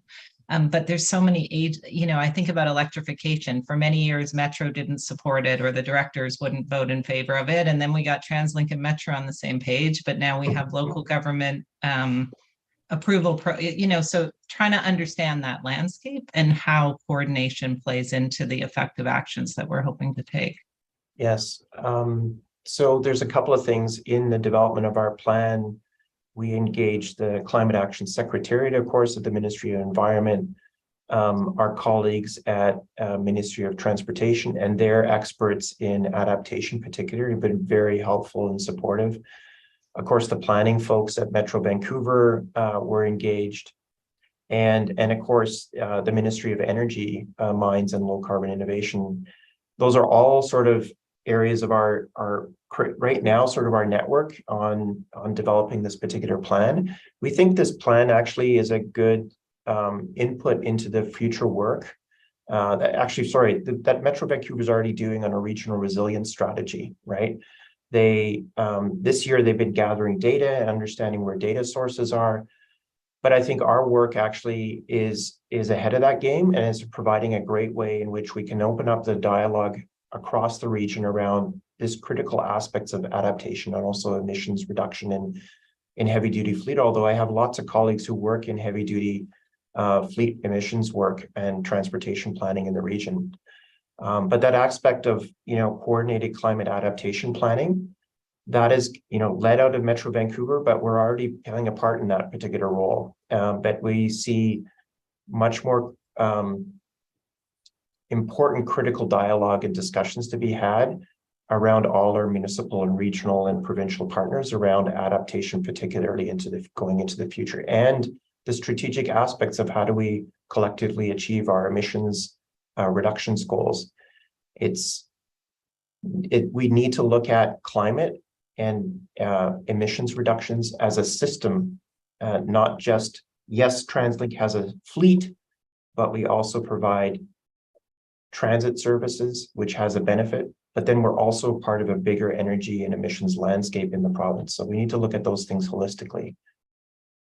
Great, thank you. Thank you. Mayor West. Yeah, thank you very much. Wondering if you can speak to any connection between this plan and procurement that the organization is engaged in, particularly relating to procurement around contractors, materials, vehicles. And I have a particular interest as it relates to domestic suppliers, so connection between the climate action plan and procurement. Thank you. So through Chair Cunningham, and thank you, Mayor West, for that question. We work on a regular basis with all our category managers in strategic sourcing and contract management, particularly on fleet and infrastructure procurement. We've been developing over the past year a sustainable procurement strategy, which has 3 critical goals, one of which is climate. And we do know that there is, of course, diversity and innovation that can be tapped into in the supply chain. We already procure a significant amount from regional, local, and British Columbia businesses. We know that we have to make doing business with TransLink easier, particularly for smaller organizations, smaller companies, and make that business to business relationship easier to manage from their end, and thereby untapping some of the potential, I think, within that particular part of the market. And so we understand where and how much we're spending in which particular part of the regional and the national and the global economy, but we're also have some very strategic partnerships, those long-term construction projects, those long-term service contracts. Compass is one of those. Cubic, who supports our Compass program, is one of those strategic suppliers. So driving climate action with that supply chain, I think we're just getting really started in understanding what is the way in which we can actually leverage the innovation potential of the supply chain to help achieve our goals. Thank you. Thank you. Well, Ralph, I think the questions have finally slowed down and almost ended here. So we only had allowed for 10 minutes for this as an information report, but you definitely have won the award for the most engaged session. And it just goes to show how important this topic is. So appreciate all your work, as it was alluded to by a few others. You've come a long way in a short time. And I'm looking forward to seeing how fast this continues to accelerate, so we can build this into everything that we're doing. I think, to Mayor West's concern. We want to see this kind of infiltrate through all parts of the organization. So well done, and thank you for all your work on this. Thank you very much, everybody. Thank you. Appreciate your support. Thank you. So we're going to move to item number 13 on the agenda, which is the ridership recovery update, and that's a report from Sarah Ross. So Sarah, I don't see, oh, there you are. Okay, well, welcome, and I'll turn the floor over to you. Well, thank you so much, Chair Cunningham. And the purpose of this item is to give an update on ridership. There's been a couple of mentions already in the meeting, and this is going to get into a bit more detail. And Teresa O'Reilly, who is the manager of system analytics and our deep expert on this, is going to deliver the presentation. Hey. Thank you, Sarah, and thank you, Chair Cunningham. Good morning. Transit ridership has been trending upward. Next slide, please. Transit ridership has been trending upward over the past year, reaching a high in mid-October of 81.5% recovery of pre-COVID ridership levels, and that is a comparison to 2019. This percent recovery fluctuates from week to week and can be influenced by weather, like snowstorms and statutory holidays. Last week's recovery was 77%, with 4.2 million journeys and 7 million boardings. West Coast Express recovery stepped up this fall to over 40%, but recovery is still lower than other modes. We expect to see West Coast Express ridership grow as office employees return to the workplaces for all or part of their workdays in the near term. Next slide, please. The people are at the heart of our transportation system, and we're excited to share that we had a 15% increase in the number of people on transit in the fall compared to the summer. This suggests that new and returning customers have started taking transit during this period. Some of this growth can be attributed to more office employees returning to the workplace, as noted for West Coast Express, but overall, more people are taking transit to work, school, shopping, appointments, social and cultural activities. Next slide, please. So the pandemic has had a profound impact on our lives, including how much we travel around the region. To put this growth in perspective, ridership at the start of the year was equivalent to 2006 levels and is now equivalent to 2014 ridership levels. The current recovery is near projected levels for fall 2022. And despite Omicron setback in early January, we should see just over 190 million journeys by year end. Next slide, please. As Kevin Quinn mentioned this morning, TransLink remains a top performer among its peers. And compared to these peers, Metro Vancouver has a relatively small population, meaning that our high number of boardings is even more outstanding. It also speaks to TransLink's success in providing the frequent, reliable transit service that our customers have come to expect. Next slide, please. Looking ahead, we'll be reporting on a new metric, average daily journeys. So we'll include these in our reports. Growth in average weekday journeys is a good indication that transit service is supporting our customers' mobility needs. So we expect to see moderate growth in coming years as COVID-related ridership recovery eases and evergreen factors mentioned by Chris Staker, such as employment and service expansion, spur ridership growth. Next slide, please. External data sources help us confirm insights that we see in our data. Google mobility data suggests recovery of trips to workplace is lower than other trip purposes. We've already mentioned that.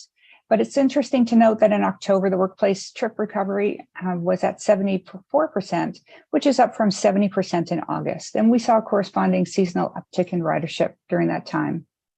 This recent increase is encouraging, but the near-term scale and pace of the return to office, in-person office work does remain uncertain. And next slide, please.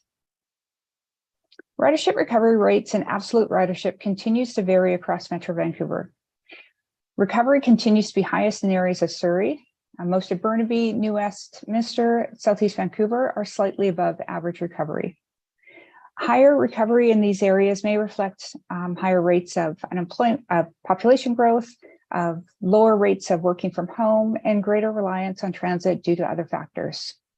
The lowest recovery rates are in Vancouver Central Business District in the nearby neighborhoods of Mount Pleasant and Fairview. This is likely due to persistent high rates of working from home for many office employees. Next slide, please. But the low recovery doesn't necessarily mean lower ridership. Downtown Vancouver still has the highest transit ridership in the region in absolute terms by a considerable margin. Next slide, please. And as you heard earlier, bus boardings are a very large part of our transit network, and it incorporates about 60% of our total boardings. In the south and east parts of the region, we are either above or at bus ridership levels for 2019. And throughout the region, weekends recovery continues to outpace weekdays. Next slide, please. And this increase in ridership has led to overcrowding, mainly on the bus network. We're monitoring this closely and are working to reallocate services where possible to minimize crowding. To this end, we've increased transit services in Surrey by 11%. There is no systemic overcrowding on other parts of the system. This concludes my presentation, so thank you, and I'm happy to take questions. Thank you very much, Teresa. And I noted at the bottom of all your slides that it says confidential. I think we want to sing this from the rooftops, don't we? That this is good news that we want to tell the world? Yes, yes, indeed. Chair Cunningham, our apologies for that. That was an error on our part in having that on the footer of all the slides. This is not confidential information. So it's not confidential, so we can talk about it happily. So Karen, question for you. Thanks, Sarah and Teresa, for your report. Teresa, I have a question about your statistic that we're number 5, and I'm just curious, what are the other 4 doing that we could learn from? Are they doing anything differently, or do they have any special advantages that we might be able to adopt? I'm curious. I thought we would be number 1. But. Yeah, they do have natural advantages, population. And most of these are very established transit agencies that have been operating for longer than ours has.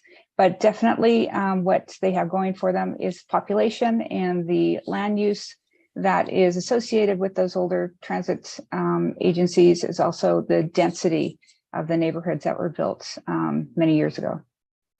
So presumably they're having similar challenges with downtown workers continuing to work from home, but they just have more of them. So yeah, okay, that's interesting. Thank you. If I may add, these are cities, the cities that are above us on ridership are cities like New York City and Boston. I mean, these are massively larger cities and systems than we have. That's why we anchor it against the population. Yeah, and with all its problems in New York, we know New York is having terrible problems, but they still have that massive population. So that makes sense. Thanks very much. Appreciate it. Thanks, Karen. Director Sandhu Harpinder.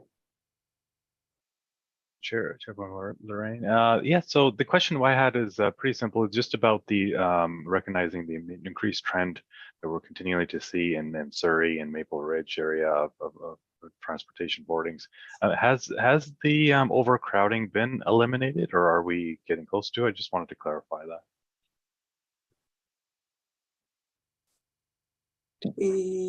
I'll Do you want me to take that, Sarah? No, I'll take it. There'll always be times where there's overcrowding, and that's got to do with just sometimes it's difficult to get the loads evenly. So there's always sort of ad hoc. It's about whether there's chronic overcrowding across the system. And one thing I think, as you know, and transit customers across the region know, that we had very, very significant overcrowding conditions in 2019. Even though we've been increasing service, we had not been keeping up. There was a growing demand, particularly in south of the Fraser. So we don't have chronic overcrowding right now. We've been doing our best to be reallocating services where we can to try to make sure that doesn't happen. But we are starting to see an increase in the numbers of trips that are overcrowded. Okay, thank you so much. Great, thank you, Harpinder. So I don't see any further questions on this. So again, thank you for the report. It's nice to see the ridership continuing to grow, and And I'm sure we'll be hearing more about this in 2023. Okay, thank you. Thank you. All right, directors, we are moving on to item number 14 on our agenda, which is our last item on the agenda. And there's 6 items in the consent agenda. And are there any items here? We have approvals, decisions, and information in here. Andrea. Thank you, Chairperson. I'd like to pull 14.3 TransLink rules and regulations edition of rule number 13. Okay, well, why don't we move to that one right now, and then we'll deal with the rest of the consent agenda after. So do you have a question in regards to this? I did. The current rules, so this report proposes adding a 13th rule, which is no consumption of illegal drugs. And in response to some changes in the provincial approach to decriminalize possession. My question was around the current rules do not expressly prohibit consuming alcohol. So I'm curious about that and why they do not, and why this would be explicitly referenced if alcohol is not. Okay, so who's going to respond to this? Is this Kevin? Is this Jennifer? Is this the deputy? Who's going to respond to Andrea's question? Jennifer, maybe you can take a first shot, and then perhaps Deputy Chief can follow up.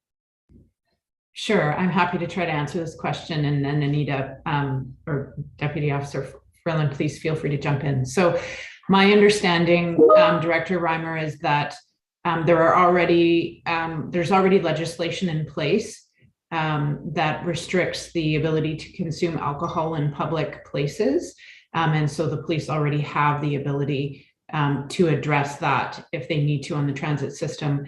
However, with the changes that the province is implementing relating to illegal drugs, there would no longer be a prohibition to that. And so without this rule, the transit police would be unable to enforce limiting that or restricting that on the public system, on the transit system. So if I've got anything wrong on that, Anita, please feel free to jump in.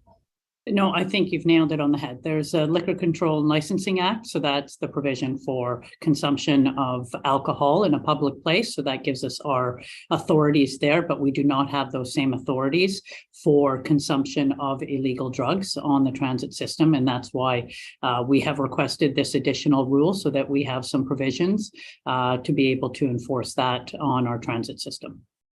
Okay, and rule number 3, no conduct contrary to public order, doesn't give you enough ability to do that?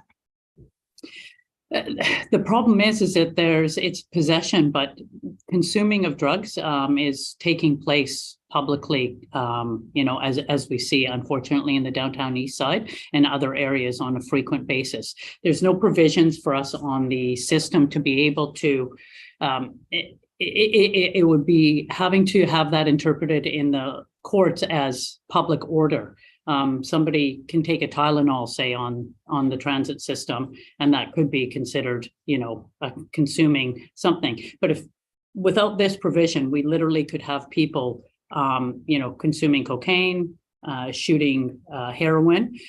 So we need to have some sort of mechanism that we are able to at least ask them to stop the behavior and then remove them from the system if that is, so that we have that provision in place. Okay. Chairperson, I am still inclined to vote against this change, and I can explain my reasons, but I won't be moving the motion. Okay, so we will keep 14.3 out and have a separate decision on that. So excluding 14.3, can I have a mover for the balance of the consent agenda as presented? Thank you, Jennifer. Thank you, Sarah. And all in favor of approving everything except for 14.3? Thank you. Any opposed? Thank you. So that's carried. So then we'll have a motion for 14.3, which is the addition of rule number 13. Did you want to speak any further to this, Andrea, or are you complete in your? Yeah, no, I wouldn't mind just making a brief comment that the whole point of decriminalizing drugs, and this is a long fought battle by drug policy advocates, is so that we don't criminalize something that is otherwise entirely a health issue. So I appreciate the point that the deputy chief raised, and yet that same point is what has led to so many thousands of people dying from toxic drug supply is exactly because of this level of criminalization of drugs. And so I cannot support it. I think there's probably another, like a third pathway, but it's not available to me at this time. And so I'll vote against this. So could I just ask for clarification, Deputy, in regards to, you mentioned that you would remove people from the system. Are you then taking it the next step, or are you just wanting to remove them from the system? Yeah, so the steps that we would take, and let me be clear on this. This is in no way trying to, criminalize this behavior. It's a decriminalization of the possession of 2.5 grams of illegal drugs. That is the provisions that are coming in as of January 31st. So what we were asking for with the addition of this rule is that we would have a mechanism in place to ask people to stop consuming if somebody is, say, utilizing heroin or snorting cocaine on the system, that our members can ask them to stop. If they go ahead and stop the behavior, then we're done. If they don't, though, this rule will give us the ability to then remove them from the system. And this provision is not to penalize the person. I certainly understand where Director Reimer is coming from. And the problem is that we have the rest of the ridership to consider. And it's safety on the system and safety to our traveling public. And when persons see other people openly consuming drugs, it puts them in a very uncomfortable position. So without this mechanism, we really would have no ability to do anything about that. So this will allow us at least the first step, which is the hopeful step, is that if we simply ask somebody, please, you can't consume on the system, please stop until you have left the transit area. And if they go ahead and comply with that, then they're fine. They will stay on the system if there's nothing else that we need to deal with. However, if they refuse, then we have that additional step that we can then remove them from the system. And this really is the step that we need to keep the rest of the ridership and public safe and have that perception of safety versus open drug use on a transit system. And I don't think that is anything that any of us wants. Has that clarified? Yes, thank you. I appreciate that. So we have the resolution here. Can I have someone who makes that motion? Is anybody willing to make the motion? Thank you, Sarah. And a seconder? Thank you, Jen. All in favor?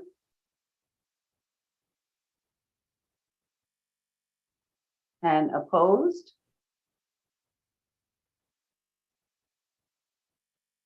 All right, so I see 3 hands. I can't see everybody on my screen. So I see 3 hands for and 1 against. So that motion passes. All right, so thank you. So I'm going to take a motion to adjourn the meeting, because that is the end of our meeting and the conclusion. So all in favor? Thank you all very much. And I want to thank everyone who's been spending the morning with us. And our next meeting will be in March of 2023. And we'll look forward to having you join us then.